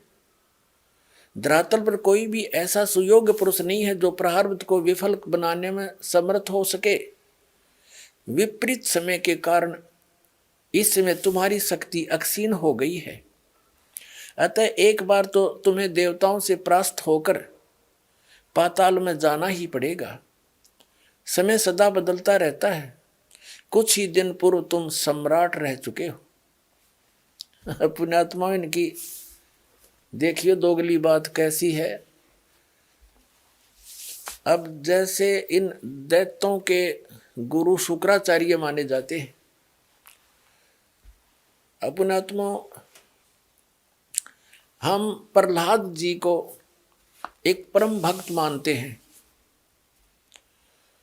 और जो साधना उस परम भक्त ने करी थी, विष्णु जी की उपासना की, उस साधना से फिर वो स्वर्ग में गया, उसके बाद सम्राट हो गया, राजा बना, और फिर झगड़ा उनके साथ आपस में युद्ध हो गया राक्षसों और देवताओं का। तो भी इनका गुरु जी क्या कह रहा है, ऐसे ये मूर्ख बना रहे अपने को। एक बार तो कहता शुक्राचार्य कि तुमने डरना नहीं चाहिए, तुम मेरे भगत हो, मैं अपने सत मंत्रों से तुम्हारी रक्षा कर लूंगा और तुम्हें पाताल में नहीं जाना चाहिए, तुम निश्चिंत रहो। और फिर क्या कहता है, तुरंत ही बदल गया पैतरा। कहता एक बात तो अटल है, मैंने ब्रह्मा जी से सुनी थी, इनके ज्ञान का जितने भी ये ऋषि महर्षि हुए हैं, जितने ये सभी श्री ब्रह्मा जी के द्वारा बताए ज्ञान को फाइनल मानते हैं। ब्रह्मा जी ना आप नहीं पता मैं कहाँ से उत्पन्न हुआ। तो ये क्या बताता है कि मैंने ब्रह्मा जी के मुख से सुनी है, और ब्रह्मा जी को ये वेदों का सबसे बड़ा ज्ञाता मानते हैं। क्या कह रहा है कि मैंने ब्रह्मा जी से मुख से एक बात सुनी थी कि जो होनहार हो करेगी और प्रारब्ध के कर्म टल नहीं सकते, वो तो भोगने पड़ेंगे। एक बार फिर तुमने देवताओं से हार के पाताल में तो जाना ही पड़ेगा। फिर तेरे वो सतमंत्र का बाढ़ में गए मूर्ख बनाओ। ये फिर पढ़ो एक बार। अब ये चौथा स्कंद पढ़ रहे हैं हम श्री देवी पुराण का। व्यास जी बता रहे हैं, लेखक जो पुराणों के लेखक हैं, प्रहलाद की बात सुनने के पश्चात शुक्राचार्य ज्ञान दृष्टि से सब कुछ देखकर प्रसन्न हो गए। उनका मुख मुस्कान से भर गया। उन्होंने दैत्यों से कहा, दानों तुम मेरे यजमान हो, तुम्हें न तो डरना चाहिए और न पाताल में जाना चाहिए। मैं अपने सतमंत्रों से प्रभाव से तुम्हारी रक्षा कर लूंगा। और फिर आगे तुरंत क्या कहे कि धर्म के मर्मज महाशय, प्राचीन समय में ब्रह्मा जी के मुख से मैंने जो बात सुनी है सो बता रहा हूं, सुनो। यह वचन बड़ा ही सत्य, हितकर, सत्य और अटल है। उन्होंने कहा था, होने वाली बातें अवश्य होकर रहती हैं। धरातल पर कोई भी ऐसा सुयोग्य पुरुष नहीं है जो प्रारब्ध को विफल बनाने में समर्थ हो सके। विपरीत समय के कारण इस समय तुम्हारी शक्ति क्षीण हो गई है। अतः एक बार तुम्हें देवताओं से परास्त होकर पाताल में जाना ही पड़ेगा। फिर वो तेरे सतमंत्र कित गए, ये न्यो मूर्ख बना रहे, देख तुरंत झूठ बोल रहा है। एक बार तो छाती कूट रहा है, मैं अपने सतमंत्रों से ठीक तुम्हारी रक्षा कर दूंगा, तुमने नहीं जान दूंगा। अब इनको जाना ही पड़ेगा। वो तो आ गया अंत इनका। अब दूसरा दिखाता हूं। अब देवताओं के गुरु बृहस्पति की आपको वार्ता सुनाते हैं, इनका ज्ञान दिखाते हैं। 5वां स्कंद, वही देवी भागवत 282 पृष्ठ पे हम पढ़ेंगे। यहां से व्यास जी कहते हैं, देवराज इंद्र की बात सुनकर बृहस्पति जी उनसे कहने लगे। इंद्र को सलाह दे रहे हैं कौन? देवताओं के गुरु बृहस्पति जी। अब यहां आ जाते हैं, हम अपने मतलब की बात पढ़ेंगे 283 पृष्ठ पे।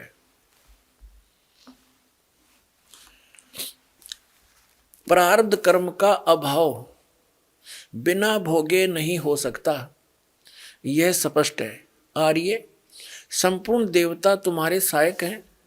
तुम स्वयं भी बुद्धिमान हो, फिर भी जो होनी है वह होकर ही रहेगी, तुम उसे टाल नहीं सकते। ऐसी स्थिति में सुख और दुख की चिंता में नहीं पड़ना चाहिए। महाभाग, सुख और दुख ये दोनों कर्मशः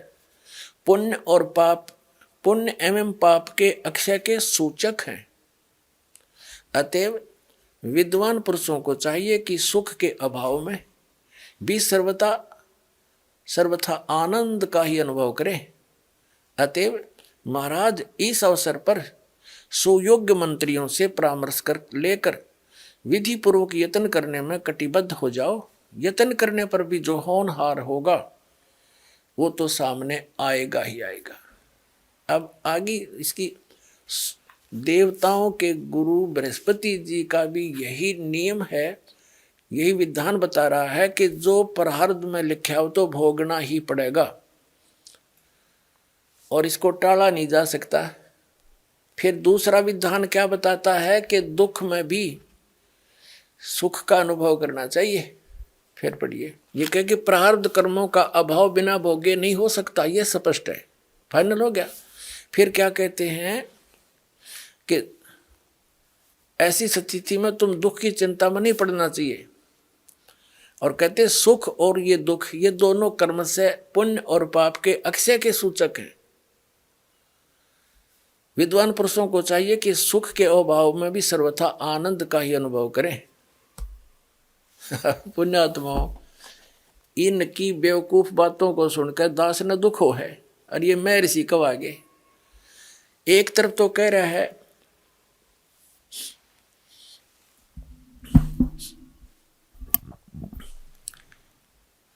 कि प्रारब्ध के कर्म तो भोगने पड़ेंगे, फिर कह रहा है कि सुख के अभाव में भी सुख के अभाव में भी आनंद ये महसूस करना चाहिए। बता कर इनकी, अब किसी के पेट में दर्द हो जा है और मारा चिल्लावा बेचारा पड़ा पड़ा और उसको इन्हों कहना तू अब दुख में भी सुख का अनुभव कर। जब वह पीड़ा मिटे गोली दवाई खाने से तो तब वो सुख का अनुभव कहने तो सुख का अनुभव हो जाएगा। तो इनके ऐसे विधान हैं। अब देवताओं के गुरु और राक्षसों के गुरु दोनों का विधान बता दिया, फाइनल हो गया। उधर से महर्षि स्वामी रामानंद जी भी यही बता रहे हैं। और एक इस कलयुगी महर्षि के 2 वचन और सुना दूं। ये सारे एक के कुएं का पानी था, ये कलयुगी महर्षि दयानंद आर्य समाज प्रवर्तक, और इसका फीत ला रखी थी कि सभी वेदों के ज्ञाता वर्तमान में महर्षि दयानंद जैसा कोई नहीं, हरीश जैसा अज्ञानी मैंने धरती पर नहीं पाया। इतने संतों के विधान देखे पर यू सब तक ज्ञानी, किसी भी क्षेत्र में इसका कोई जो है ना स्वस्थ विचार नहीं मिला। अब देखिए इसके विचार, ये सत्यार्थ प्रकाश है, इनका पूरे जीवन का अनुभव, जैसा इन्होंने परमात्मा को जाना। अब देखो पुण्यात्मा, इनका इस पोज ने देख के आदमी कटका मर जा, अब बड़ा महापुरुष, इसने तो भगवान तो जमा समाधि लाए बैठा होगा। अब पुण्यात्मा इस तरह के जो बाही दिखावा था हमने बहुत देख रखा था। अब अंदर झांक कर देखेंगे इनके, इनने क्या पाया ऐसा कुछ करने के उपरांत। अब देखिएगा इन्हीं का विधान, इनका लिखा हुआ ये सत्यार्थ प्रकाश महर्षि दयानंद सरस्वती, ये है सत्यार्थ प्रकाश महर्षि दयानंद जी के पूरे जीवन का अनुभव। इसमें क्या लिखा है कि वेद आदि विविध सदशास्त्र प्रमाणई संवित श्री मत परमहंस परिव्राजक आचार्य, ये तो इसका फीत है आगे की।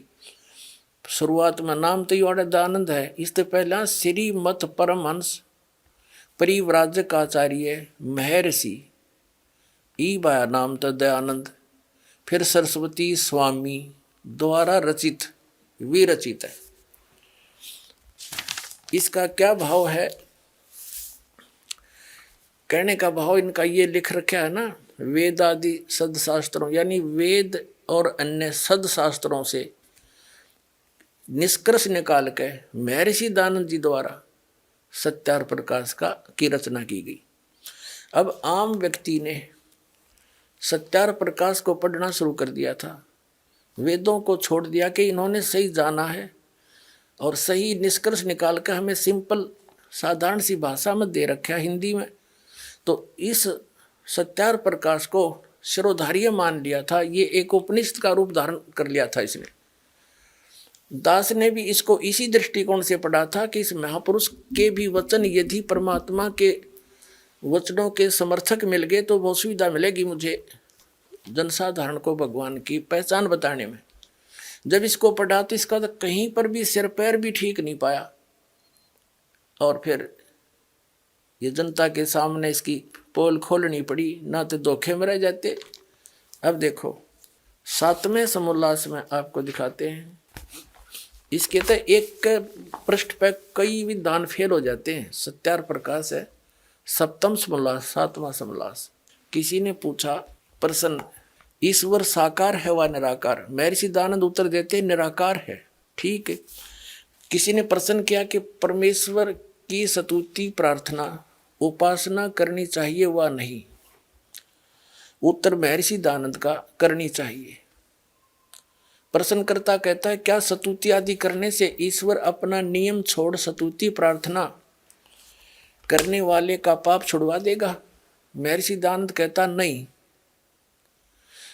प्रश्नकर्ता कहता तो फिर स्तुति प्रार्थना क्यों करना, किस लिए करें भाई, जब पाप नहीं छुड़ा सकता। अब कोई न्यू कहे कि क्या साबुन कपड़े का मैल छुड़वा देगा, अरे कोई न्यू कहे कि नहीं, ये तो स्वाभाविक प्रश्न उठेगा भाई फिर साबुन की आवश्यकता क्या? यदि परमात्मा पापनाश नहीं कर सकता तो स्तुति भक्ति की आवश्यकता क्या? प्रश्न करना सही, प्रश्न करता सही प्रश्न कर रहा है, लेकिन ये अज्ञानी क्या बोल रहा है देखिए। क्या स्तुति आदि करने से ईश्वर अपने नियम छोड़कर स्तुति प्रार्थना करने वाले यानी भगत के पाप छुड़वा देगा? स्वामी जी कहता नहीं, मेरी सिद्धांत कहता नहीं। प्रश्नकर्ता कहता तो फिर स्तुति प्रार्थना क्यों करना? स्वामी जी का उत्तर उनके करने का फल और है, अन्य ही है। प्रश्नकर्ता कहता क्या है? स्वामी दयानंद जी कहते हैं, स्तुति से ईश्वर में प्रीति, उसके गुण कर्म स्वभाव से अपने गुण कर्म स्वभाव का सुधरना, प्रार्थना से निरभिमानता, उत्साह और साहे का मिलना, उपासना से परब्रह्म से मेल और उसका साक्षात्कार होना। वाह रे, ये इसी ऐसी बकवाद तो आदमी महामूर्ख बोल सकता है जो इन्होंने बोली है। पहले पर 154 पृष्ठ पे कह रहा है भगवान निराकार है, यहाँ कह रहा है उसका पाप तक कटे नहीं भक्ति तय और उसका साक्षात्कार हो जाएगा। बता, जिसके पाप नहीं कटे अपराधी व्यक्ति है और वो भगवान से मिल लेगा, और साक्षात्कार तो साकार का होता है, निराकार का होगा कैसे? अब पुण्यात्मा, इस दास के सामने यह समस्या आ रही है, मैं सारी साची कहूं, मेरे वाली जस्ती नहीं, हरि ने सारी झूठ बोल रखी है फटोरी। तो अब इस ज्ञान से ही ये रेग मार लगेगा, प्रमाण दिखाए जाएंगे, ये क्या बोलते, हमारे सदग्रंथ क्या बताते हैं। तो ये अज्ञानी से हो जाएंगे सारे कि ये मूर्ख बना रहे थे अपने को, इनको कुछ भी ज्ञान नहीं था। फिर हम इन तट जाएंगे, अपना सही रास्ता पकड़ देंगे। इतनी सी बात है दास की, और किसी की मान हानि करना या किसी को ऊंचा नीचा करना कोई उद्देश्य नहीं, क्योंकि ये दास भी टीचर है और ये भी आध्यात्मिक टीचर कब थे। एक अध्यापक ने कोई प्रश्न गलत हल कर रखा है और उसको बच्चे याद कर रहे हैं, दूसरा टीचर आता है, उसका कर्तव्य बनता है कि उस गलत प्रश्न को ठीक करावे ताकि उन बच्चों का भविष्य उज्जवल हो। और उस टीचर का कोई विरोध करता है जो सही मार्ग, सही रास्ता और सही प्रश्न हल कर रहा है, तो कौन होगा? क्या वो हितैषी हो सकता बच्चों का? वो तो शत्रु होगा जो उस टीचर का विरोध करे जो सही हल करके दे रहा है। उसके दो प्रकार के कर सकते हैं, एक तो वो जिन्होंने वो गलत पुस्तक छाप कर बेच कर रोजी रोटी चला रहे, वो विरोधी हो सकते हैं कि तुम्हारा क्या होगा। या दूसरा केवल उनको मूर्ख बनाकर आचार्य शंकर बनकर उनके ऊपर शंकराचार्य आचार्य बनकर उनसे पैसे इकट्ठे कर रहा होगा मूर्ख बना के। तो करते रहो।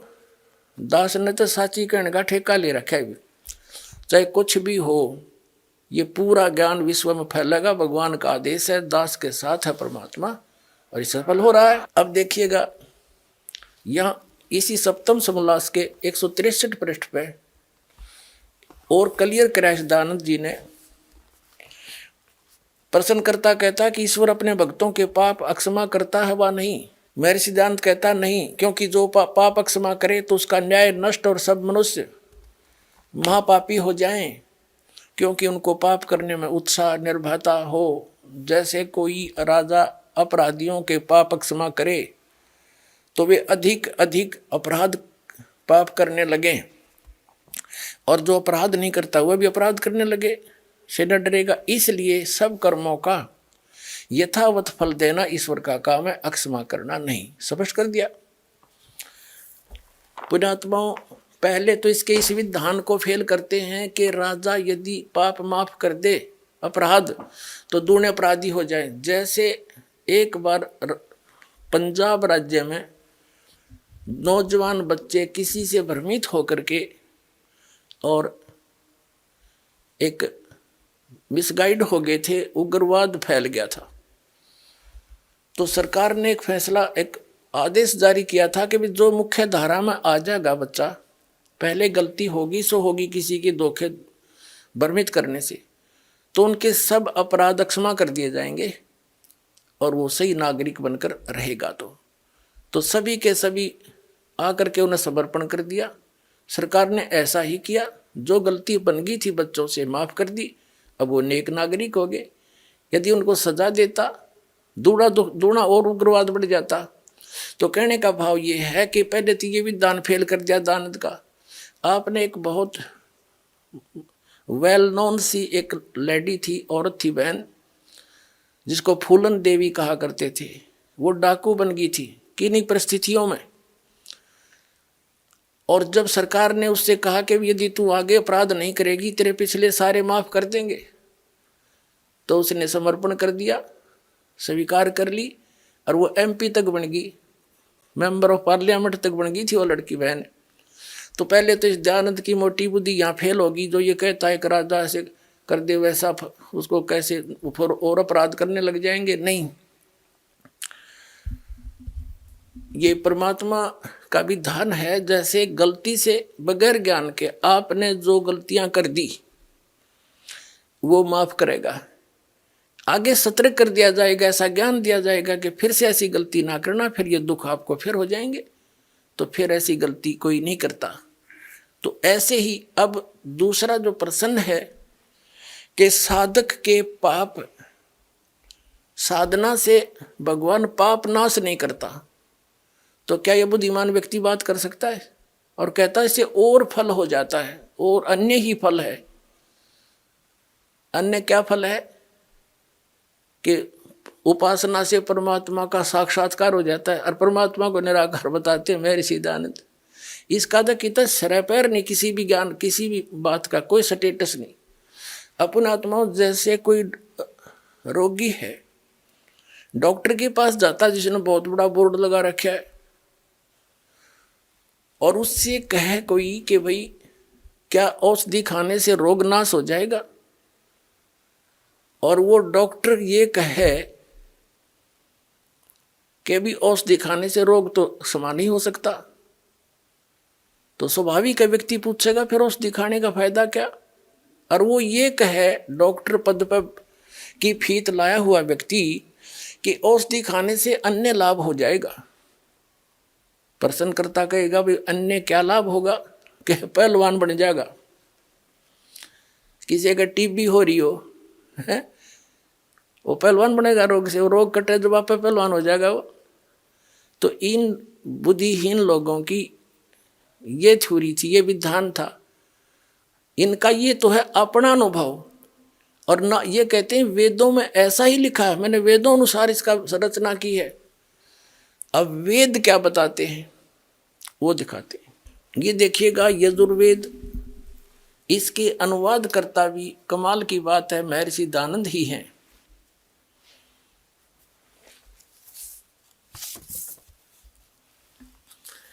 इसके अनुवाद करता भी महर्षि दयानंद हैं। प्रकाशक हैं सार्वदेशीय कार्य प्रतिनिधि सभा 2/5 महर्षि दयानंद भवन रामलीला मैदान नई दिल्ली। 40 अध्याय हैं इस यजुर्वेद के सारे संपूर्ण 40 अध्याय का अनुवाद महर्षि दयानंद सरस्वती ने किया है। मुद्रक के Prince offset printers 1510 Pataudi house Daryaganj नई दिल्ली से। अध्याय नंबर 8 का श्लोक नंबर 13 दिखाते हैं आपको।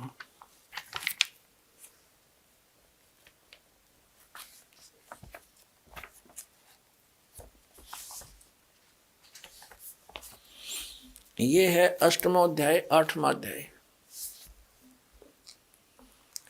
और 241 पृष्ठ पे महर्षि दयानंद का अनुवाद है। यहाँ इसकी मूल पाठ है, मूल संस्कृत है।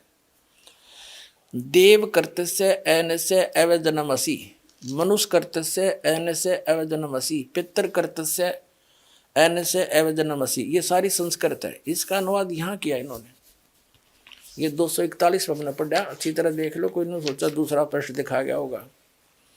ये 242 पे यहाँ इसने क्या कहा है कि हे सबके उपकार करने वाले मित्र आप, दान देने वाले के ऐनस्य शब्द देखो हम, क्योंकि देवनागरी लिपि हम आसानी से पढ़ सकते। ऐनस्य माने अपराध, ऐनस्य माने अपराध कहो पाप कहो, ऐनस्य माने ये स्वयं पाप भी लिख रहा है, अपराध कहो चाहे पाप कहो। अपराध के विनाश करने वाले हो, साधारण मनुष्यों के किए हुए ऐनस्य माने अपराध के विनाश करने वाले हो। विनाश कहो, अक्षमा कहो, नाश कहो। अब यहाँ इसने थोड़ी सी हेराफेरी कर दी, मित्र लिख दिया।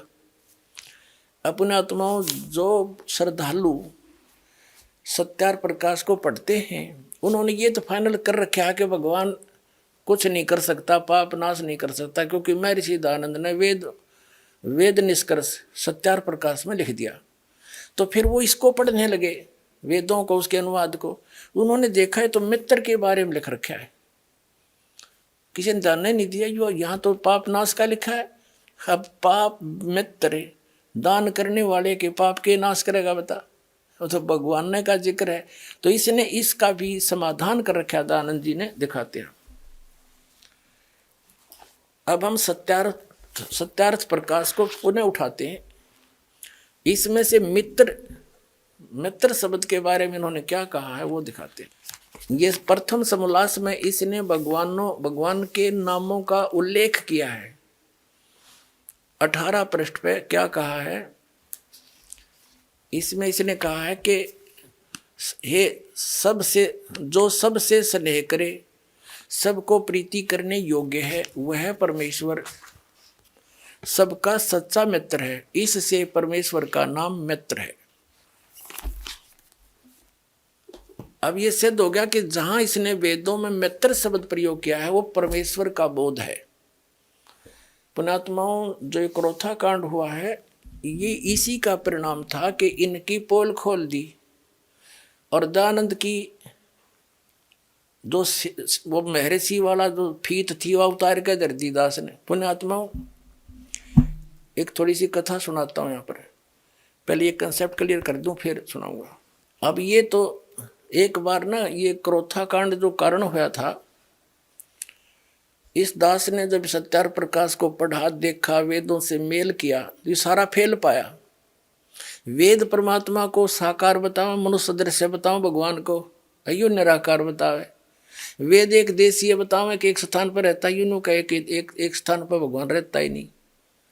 तो वेदों को समझा कहाँ से इसने, अज्ञानी ने। और महर्षि कौन सी साइड तो हो गया यो। बड़ा दुख हुआ। समाचार पत्रों में लेख लिखने शुरू किए क्रोथा आश्रम से। वो इनको पता लगा, इनके अनुयायी कहने लगे देखो ये क्या लिख रहा है। उन्होंने सब मेल किया तो उन्होंने प्रति उत्तर दिया कि रामपाल को संस्कृत नहीं आती और ये झूठ बोल रहा है, ये दयानंद के गूढ़ रहस्यों को समझ नहीं रहा। जिस यजुर्वेद अध्याय नंबर 8 के श्लोक मंत्र 13 के विषय में वो कह रहा है रामपाल, उसमें मित्र शब्द लिखा है स्वामी जी ने, भगवान के विषय में नहीं लिखा कि भगवान पाप नाश कर देता है। फिर दास ने फोटो स्टेट करके भेजी और साथ में ये लिखा कि महर्षि दयानंद खुद मित्र, सत्यार्थ प्रकाश के प्रथम समोल्लास में भगवानों के नामों में से एक मित्र भी कहता है। तो यहाँ मित्र का अर्थ परमेश्वर ही होता है। अब बुद्धिमान लोग तो समझ गए सचमुच मित्र के पाप नाश करेगा, बता भगवान ने कराया करे। तो कारण ये था कि उन्होंने सच्चाई को दबाने के लिए और कहीं उनके अनुयायियों को भी सच्चाई का पता ना लग जाए, तो इन आचार्यों को, दयानंद वाले इस आर्य समाज के आचार्यों को चंदा मिलना बंद ना हो जाए, इनके सत्यार्थ प्रकाश वेद बिकने बंद ना हो जाए। इसलिए मिसगाइड करने के लिए, जनता का ध्यान पलटने के लिए क्रोथा कांड करवा दिया। क्योंकि दुर्भाग्य इस मुख्यमंत्री का, जो उसी समय यो आर्य समाजी है, हरियाणा का मुख्यमंत्री श्री भूपेंद्र सिंह, ये मुख्यमंत्री बन गया, इनका दाव लग गया, इसके कर्म बिगड़वा दिए, झूठ नरी बोली, जनता को पाप का भागी बना दिया। रामपाल गुंडा है, बुंडा है, वहाँ ये होता है, फलाना होता है। अब रामपाल ने सिद्ध कर दिया वहाँ क्या होता था, परमात्मा ने दया करी, वहाँ पर यही होता था जो आज बरवाला में हो रहा है।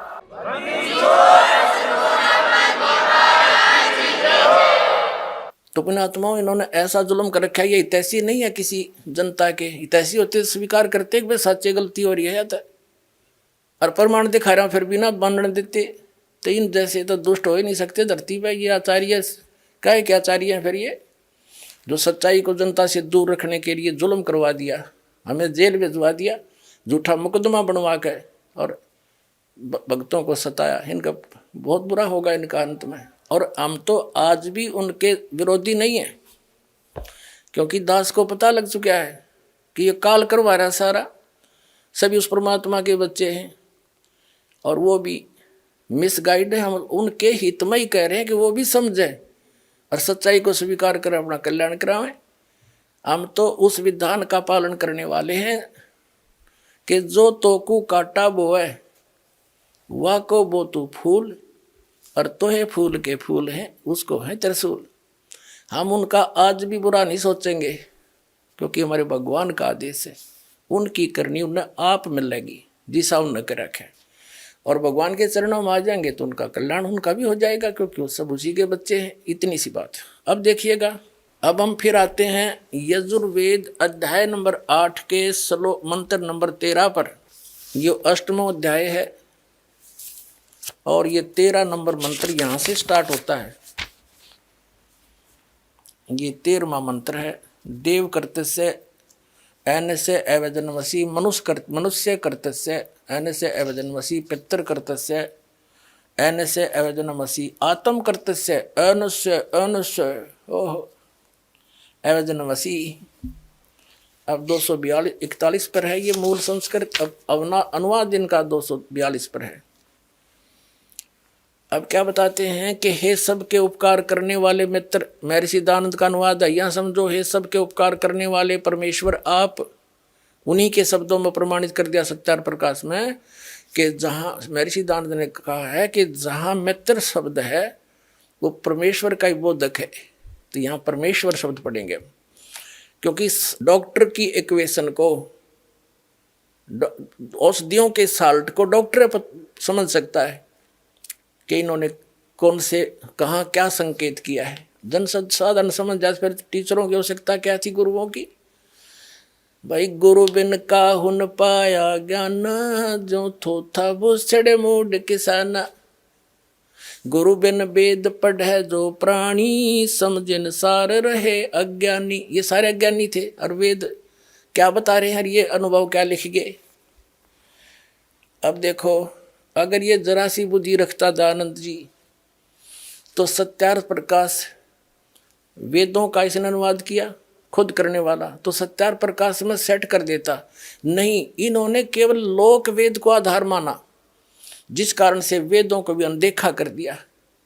अब इसमें स्पष्ट अपने कर कमलों से लिख रहा है कि परमात्मा पाप नहीं काट, परमात्मा घोर पाप भी काट सकता है, वेद ये कहते हैं। और ये सभी ऋषि नकली आपके समझ कर दिया कि प्रारब्ध तब भोगना ही पड़ेगा। और पाप क्या किए हो, प्रारब्ध के तो पाप होते हैं जो दुखदायी होते हैं, जो संचित वो तो रखे उनकी तो बाद में लेखा होगा, देखी जाएगी जब होगा।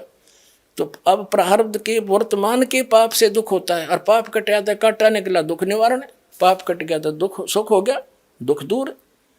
हे सबके उपकार करने वाले मित्र आप, यानी परमेश्वर आप, देव करते से दान देने वाले के, अपराध के विनाश करने वाले हो। अवजन्म माने विनाश, ऐनस्य माने अपराध के, मनुष्य करते से मनुष्य के साधारण मनुष्यों के भी किए हुए अनुष्य अपराध यानी पाप के विनाश करने वाले हो। अवजन्म पितर करते से, पिता करे से बेटा करे, कोई भी सत्साधना करे उसी के, ऐनस्य माने ये पाप ही लिखना था, अपराध के अच्छी प्रकार दूर करने वाले हो, नाश करने वाले हो। आत्म करते से अपने किए हुए, ऐनस्य माने पाप के,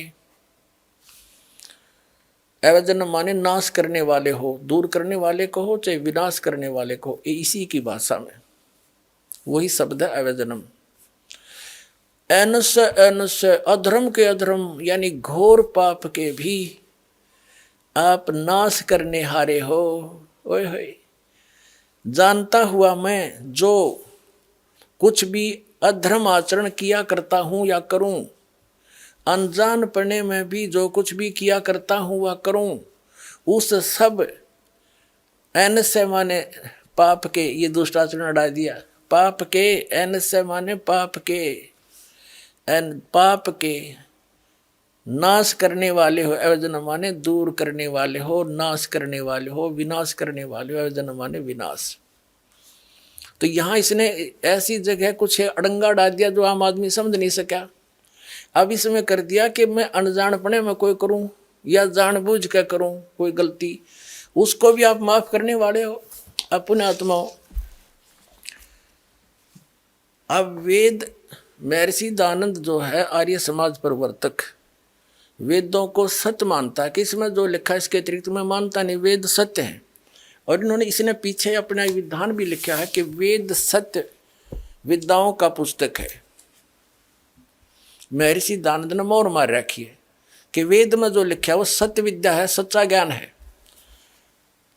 अपने आत्माओं, वेद में तो यहाँ तक लिख दिया कि मैं चाहे अनजानपणे में करूं और चाहे जान कर करूं, आप सारे घोर पाप का विनाश कर देते हो। तो खाके इनका ज्ञान है, क्या पढ़े न वेदों को। तो पुण्यात्माओं, दास के साथ इसलिए संघर्ष हो रहा है कि ये दास एकला साची बोला है, अरे झूठ बोलनिया का उड़ नहीं, बिना गिनती के झूठ बोले, जनता ही निवाधारित हो रही है।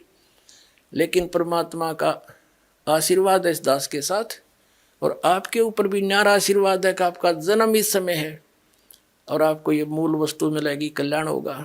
अब इसमें वेदों में जो ज्ञान दिया है कि जान के करूं और चाहे अनजानपणे में करूं, सारा ही माफ कर देते हो आप। जान के कौन से होते हैं? अब परमात्मा ने धर्मदास साहिब जी से कहा था, धर्मदास जी ने बोले कबीर परमात्मा एक जिंदा महात्मा के रूप में थे, और कबीर साहब ने जब धर्मदास जी के सज्ञान का पर्दाफाश करना किया तो दुख मान गया और कहने लगा हम पाप ना करते, हम हिंसा नहीं करते, जीव हिंसा। क्योंकि धर्मदास जी ने कबीर परमेश्वर को सोचा था ये मुसलमान है और हमारे देवताओं का योग जो है विरोध कर रहा है जानबूझ के, लेकिन परमात्मा साची कहे थे। तो तब परमात्मा ने कहा था कि धर्मदास, सत्य ब्राह्मण की है हत्या, जो चौका तुम देवो नेता, ब्राह्मण से हत्या सो होई, जल स्नान करत हो सोई, पृथ्वी ऊपर पग जो धारे, करोड़ जीव एक दिन में मारे। पता फिर इतने पाप तो डेली करने लग रहा का जीव हिंसा नहीं करता, जैसे लिपा पोती करते हो, पोचे लगाते हो, इनमें न जाने कितने जीव मरे। खेती करता है किसान, फाली के साथ न जाने कितने जीवों के पेट के अंदर से वो निकालता फाली, यानी वो तीखा हथियार जो फाली बोलते हैं उसको। तो कहने का जैसे अग्नि जलाते हैं इसमें जीव मरे, लकड़ियों में उपलों में पोचा लगाते इनमें जीव मरे। हम चलते फिरते काम के लिए जाते हैं, अपने व्यवसाय के लिए जाते हैं, नौकरी के लिए जाते हैं, मजदूरी के लिए जाते हैं, उनमें जीव मरे। तो ये हमें पता है कि ये हो रहे हैं। जैसे किसान खेती करता है, स्प्रे करने पड़ते हैं उसको मालूम है कि ये मेरे फसल में कीट लगा हुआ है, इसका नाश करना पड़ेगा, ना तो इसको ये खा जाएगा, मैं कंगाल हो जाऊंगा। और जैसे हम रोगी हो जाते हैं तो हमारे अंदर जो हानिकारक कीटाणु बढ़ जाते हैं ब्लड में, उन गोली खाते हैं, उन गोलियों से वो कीटाणु मारे जाते हैं, वो जीव है। तो यहाँ वेद का कहने का तात्पर्य ये है कि आपको पता भी है कि ये पाप हो रहे हैं, इनको त्यागा नहीं जा सकता। इच्छा कर मारे नहीं, बिन इच्छा मर जावे, कहे कबीरता दास का पाप नहीं लगावे। उसको पाप नहीं लगे, जान के नहीं मारे। जैसे बैठा मकोड़े पर कीड़ा आ गया, उसके नो मारी ईंट, को बात हुई है। आप चल रहे हो, इच्छा नहीं मारने की, और मर रहे हैं तो वो आपका वश नहीं। कोशिश करें जहाँ तक पैर बचा कर रखा जा रखे। तो दया भाव हो। तो इसी प्रकार कहा कि इनके भी, जैसे हम प्रतिदिन कपड़ा पहनते हैं, ये मैला हो जाता है, तो इसका विधान, इसका तरीका बता दिया, भी साबुन और पानी से ही निर्मल भी हो जाता है। तो डेली जो हम साधना करते हैं और ये हमारे ये जीव हिंसा होती है, जो ना चाहते हुए होती है, इच्छा नहीं हमारी, तो उनके लिए ये भक्ति साधना इसलिए दी जाती है कि आपका डेली वो पाप जो होते हैं, मैल बन गया आत्मा, वो साफ होता रहेगा। धर्म करवाते हैं, दान करवाते हैं, और बाकी जो संचित कर्म है और प्रारब्ध के जो कर्म है, वो इस सतनाम और सार नाम से आपके नाश हो जाएंगे। जब ही नाम हृदय धरो, जब ही सतनाम हृदय धरो, भयो पाप को नासे, जैसे चिंगारी अग्नि की भाई पड़े पुराण घासे। परमात्मा कबीर जी कहते हैं मेरे नाम में इतनी शक्ति है कि जब ही ये सतनाम आपको मिलेगा, आपके पाप कर्मों में, प्रारब्ध के कर्मों में और संचित कर्मों में ऐसे आग लगा देगा जैसे सैकड़ों हजारों टन सूखे घास में एक माचिस की सीख जला के लगा दी जाए, सबको फूंक कर सभा करके राख बना देगा। और फिर चलेगी तेज आंधी, उसको उठा के पता नहीं कहाँ के कहाँ पटक देगा, फील्ड साफ हो जाएगा। जैसे सूरज के आगे बदरा ऐसे कर्म छयारे, प्रेम की पवन करे चतुमंजन फिर झलके तेज नयारे।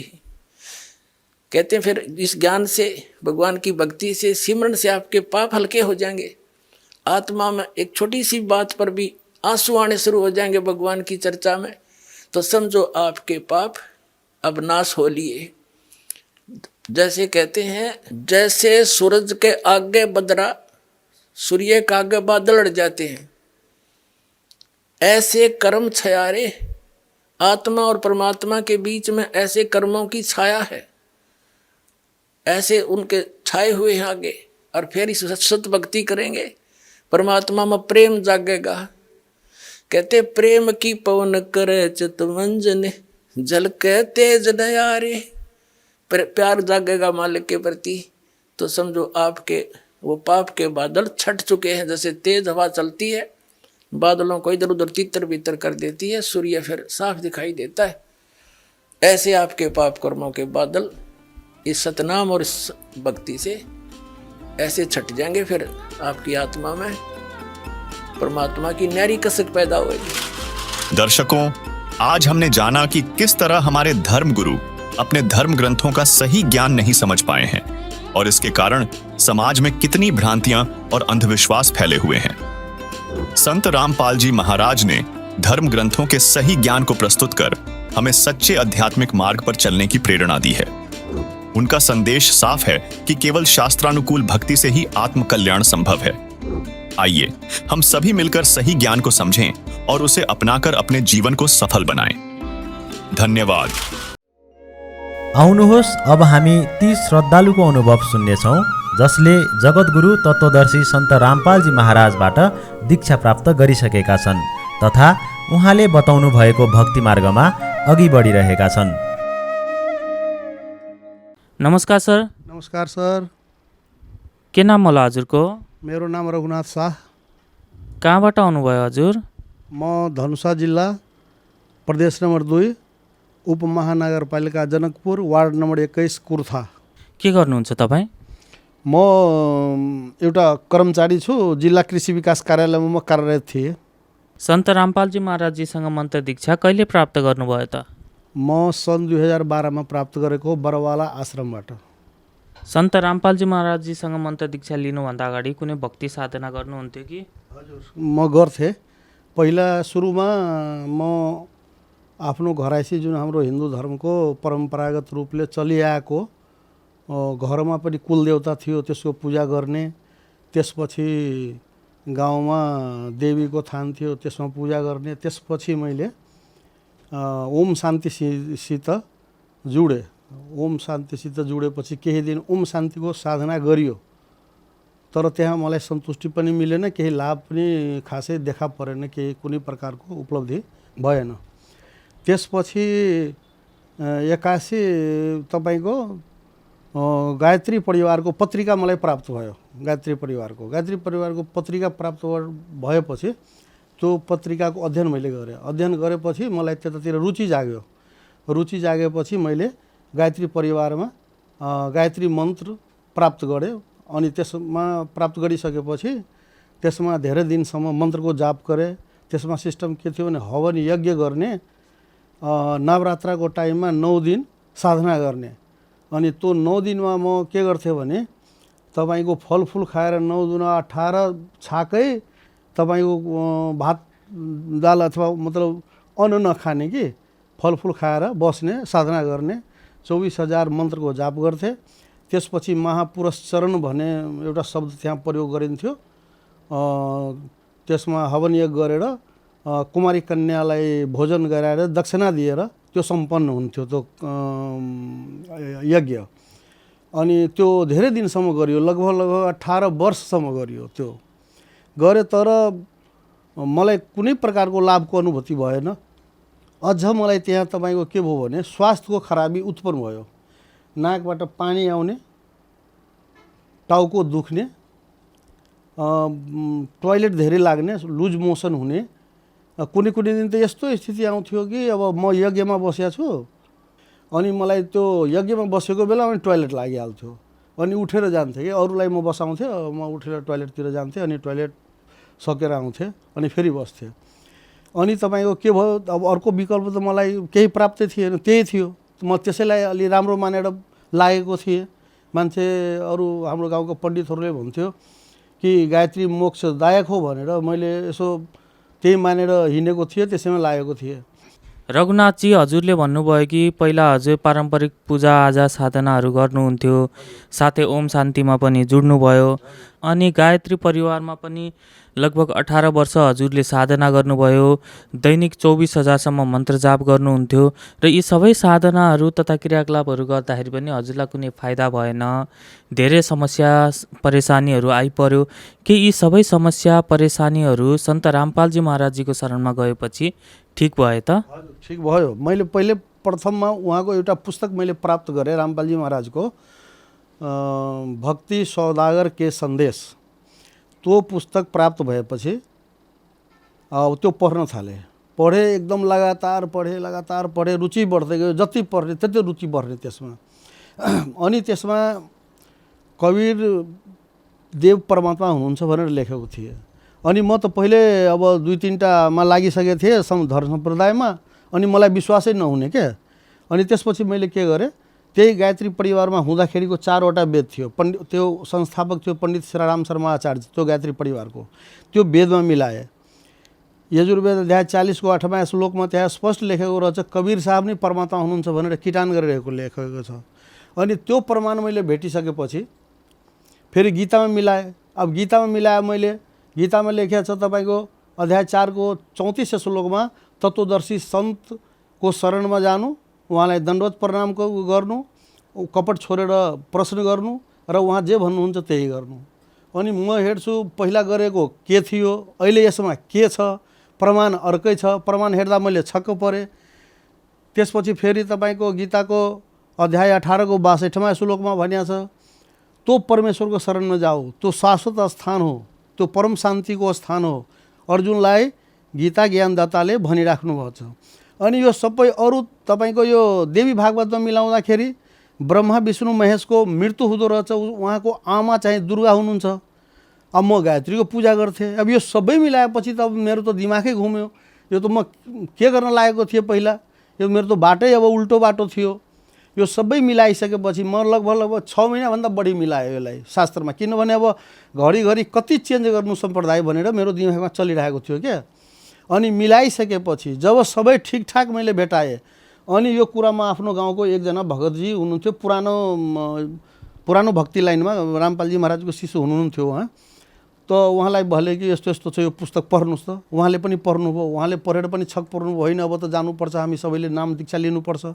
अनि उहाँसँगै र म पनि हिसारको ब्रवला आश्रममा गएर तत्त्वदर्शी सन्त जगतगुरु तत्त्वदर्शी सन्त रामपालजी महाराजसित मैले सन् 2012मा नाम दीक्षा लिएर फर्केँ। घर फर्केपछि उहाँको साधना गर्न थालेँ।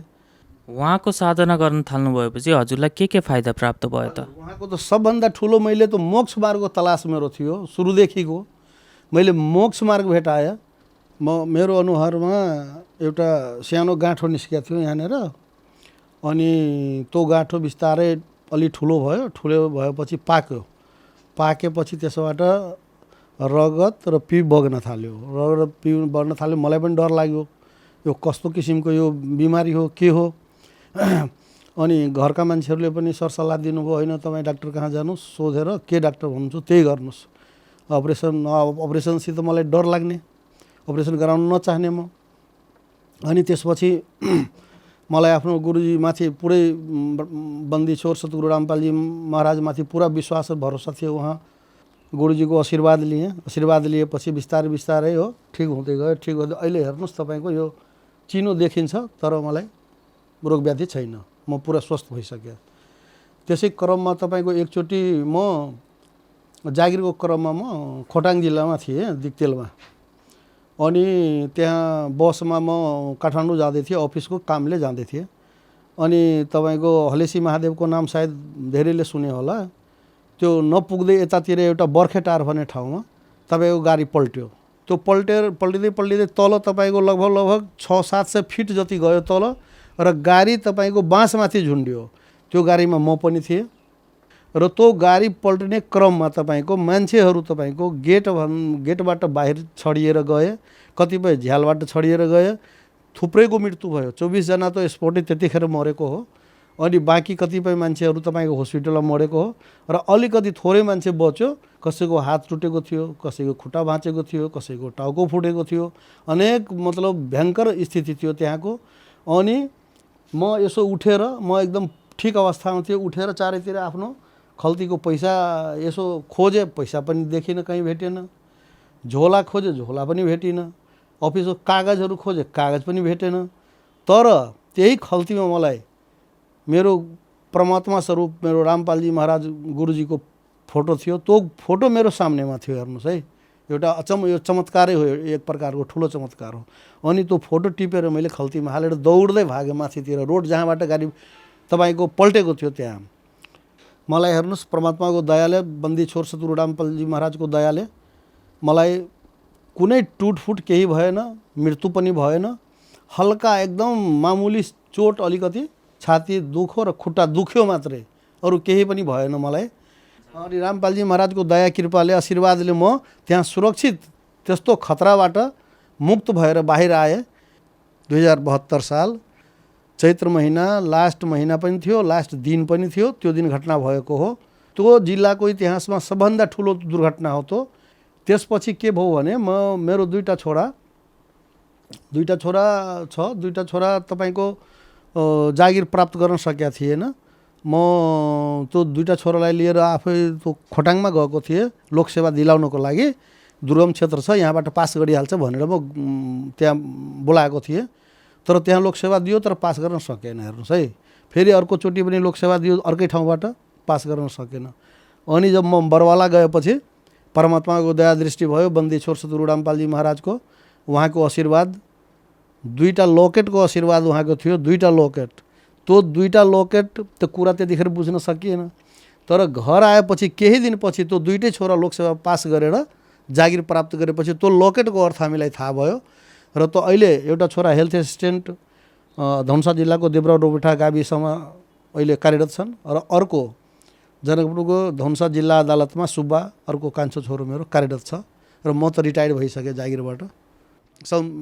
बन्दी छोर सतगुरु रामपालजी महाराजको कृपाले यो हामीलाई उपलब्धि प्राप्त भयो। त्यसपछि तपाईँको हाम्रो अर्को उपलब्धि, म जागिरमा हुँदाहुँदै पनि मेरो आर्थिक स्थिति ठिक थिएन। हेर्नुहोस् है, ऋण बोकिराख्ने, मेरो अलिकति खेत पनि बिक्री भयो, जो पुर्खौल बाबुबाजेले दिएको खेत। तर रामपालजी महाराजजीको शरणमा गएपछि मलाई 81 प्रगति बढ्दै गयो कि। बढ्दै गएपछि तपाईँको मेरो आर्थिक उन्नति धेरै नै भयो। पक्की घर पनि बनाएँ। हेर्नुहोस्, त्यसपछि दुईटा छोरा जागिर पनि प्राप्त गर्यो। त्यसपछि म पहिला साइकलमा चढ्थेँ, पछि मोटरसाइकल पनि खरिद गरेँ। तिनटै मेरो दुईटा छोराले पनि मोटरसाइकल खरिद गर्यो, म पनि मोटरसाइकल खरिद गरेँ। त्यसपछि अहिलेको स्थिति तपाईँको यति राम्रो परमात्मा बन्दी छोर सतगुरु रामपालजी महाराजको दयाले चल्दैछ कि अब यो मेरो लागि त अब एउटा स्वर्ग तुल्य नै भनौँ यसलाई। म यस्तो मलाई उपलब्धि भयो। प्राय मानिसहरू भन्ने गर्छन् कि सन्त रामपालजी महाराजजीले ब्रह्मा विष्णु महेशको भक्ति छुटाउनुहुन्छ, उहाँ हिन्दू विरोधी सन्त हुनुहुन्छ। यो विषयमा केही भन्न चाहनुहुन्छ कि? उहाँ हिन्दू विरोधी होइन, उहाँ वास्तवमा वेद शास्त्र पुराण कबीर सागरमा छुपेको गहिरो रहस्य उहाँले प्रकट गर्नुभएको छ। सत्य ज्ञान प्रकट गर्नुभएको छ। ब्रह्मा विष्णु महेशको स्थिति के हो, उहाँको वास्तविकमा सत्य मन्त्र के हो, उहाँ त्यो मन्त्र दिनुहुन्छ। उहाँ वास्तविक विधि, जापको विधि के हो त्यो बताउनुहुन्छ। तर अरूले जुन नक्ली पन्थ र नक्ली सन्तहरूले उहाँको विरुद्धमा बन्दी छोर सतगुरु रामपालजी महाराजको विरुद्धमा जुन प्रचार प्रसार गरेर एउटा माहौल खडा गरिदिएको छ, त्यो गलत माहौल हो। त्यो समाजको लागि राम्रो होइन। बन्दी छोर सतगुरु रामपालजी महाराजको जुन सत्य ज्ञान छ त्यो मानव कल्याणको लागि, समाज कल्याणको लागि अति उपयोगी ज्ञान हो त्यो। भनिन्छ गुरु बदल्नु महापाप हो। हजुरले गायत्री परिवारबाट गायत्री मन्त्र पनि प्राप्त गर्नुभएको रहेछ। मन्त्र त एउटै होइन र सन्त रामपालजी महाराजजीले दिने मन्त्र र गायत्री परिवारमा हजुरले प्राप्त गर्नुभएको मन्त्रमा के भिन्नता पाउनुभयो त? धेरै भिन्नता छ। एक त गायत्री परिवारको जुन मन्त्र हामीलाई प्राप्त भयो गायत्री मिसनबाट, त्यो उहाँको वेद अनुसार नै त्यो नक्ली मन्त्र साबित भयो। हाम्रो पछि तो थाहा पाए सतगुरु रामपालजी महाराजले देखाइदिनु भयो। यजुर्वेद अध्याय 36 को तेस्रो मन्त्र हो त्यो गायत्री मन्त्र। त्यो मन्त्रमा ओम लागेको छैन। त्यो वेदमा जुन हामीले प्राप्त गर्यो त्यो ओम लगाएर भन्यो, ओम भूर्भुवः स्वः तत्सवितुर्वरेण्यं भर्गो देवस्य धीमहि धियो यो न प्रचोदयात्। त्यो त्यहाँ छैन, त्यहाँ ओम लागेकै छैन। अनि आफ्नो मनले परमात्माको विधान अनुसार जुन वेद लेखिएको छ, ग्रन्थ सद्ग्रन्थहरू लेखिएको छ, त्यसमा हेरफेर तलमाथि गर्न पाइँदैन। जो छ त्यो ठिक ठिक त्यही भन्नुपर्छ, त्यही गर्नुपर्छ। तर त्यहाँ त्यस्तो गरिएको छैन। त्यो त त्यही नक्ली साबित भइगयो एक नम्बरमा। दोस्रो, त्यो वास्तवमा मन्त्र होइन, जो परमात्मा हुनुहुन्छ उसको गुणगान हो। गुणको त्यहाँ तपाईँको गुणगान गरिएको छ।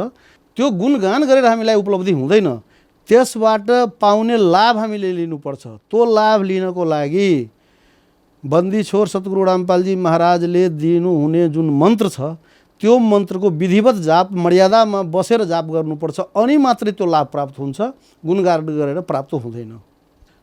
बन्दी छोर सतगुरु रामपालजी महाराजले जुन मन्त्र हामीलाई दिनुभएको छ र समाजलाई अहिले दिइराख्नु भएको छ, त्यो मन्त्र शास्त्रमा प्रमाणित हो। शास्त्र अनुसार तो सत्य मन्त्र हो।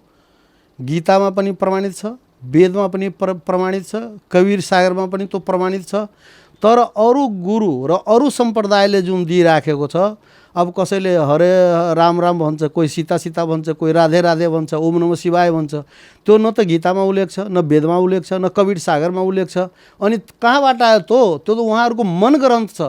त्यो मन ग्रन्थ जुन उहाँहरूले बनाउनु भएको छ, त्यसको बारेमा गीता अध्याय 16 को 23 मा भन्नुभएको छ गीता ज्ञानदाताले, हे अर्जुन, मनमाना आचरण गरेपछि न त सिद्धि प्राप्त हुन्छ, न लाभ प्राप्त हुन्छ, न गति हुन्छ। अनि त्यसको के अर्थ हो त? जाप गरेको त केही मतलबै भएन। त्यो त्यसै गलत सिद्ध भयो, शास्त्रीय अनुसार गलत सिद्ध भयो। त्यस कारणले तपाईँको सतगुरु रामपालजी महाराजले दिनुभएको मन्त्र त्यो शास्त्रमा आधारित र प्रमाणित मन्त्र हो। सन्त रामपालजी महाराजजीसँग मन्त्र दीक्षा कसरी प्राप्त गर्न सकिन्छ? नेपालको विभिन्न च्यानल र भारतको विभिन्न च्यानलहरूमा सतगुरु रामपालजी महाराजको प्रवचन चलिरहन्छ। त्यो टिभीको तलपट्टि एउटा पट्टी चल्छ, त्यो पट्टीमा नम्बर आउँछ आश्रमको, सतगुरु रामपालजी महाराजको आश्रम हो। त्यो नम्बरमा सम्पर्क गरेपछि तपाईँको त्यहाँको जुन मन्त्र दीक्षा दिने जुन व्यवस्था छ त्यो सम्पूर्ण जानकारी हुन्छ र तपाईँ प्राप्त गर्न सक्नुहुनेछ। धन्यवाद। सत साहेब बन्दी छोर सतगुरु रामपालजी महाराज की जय।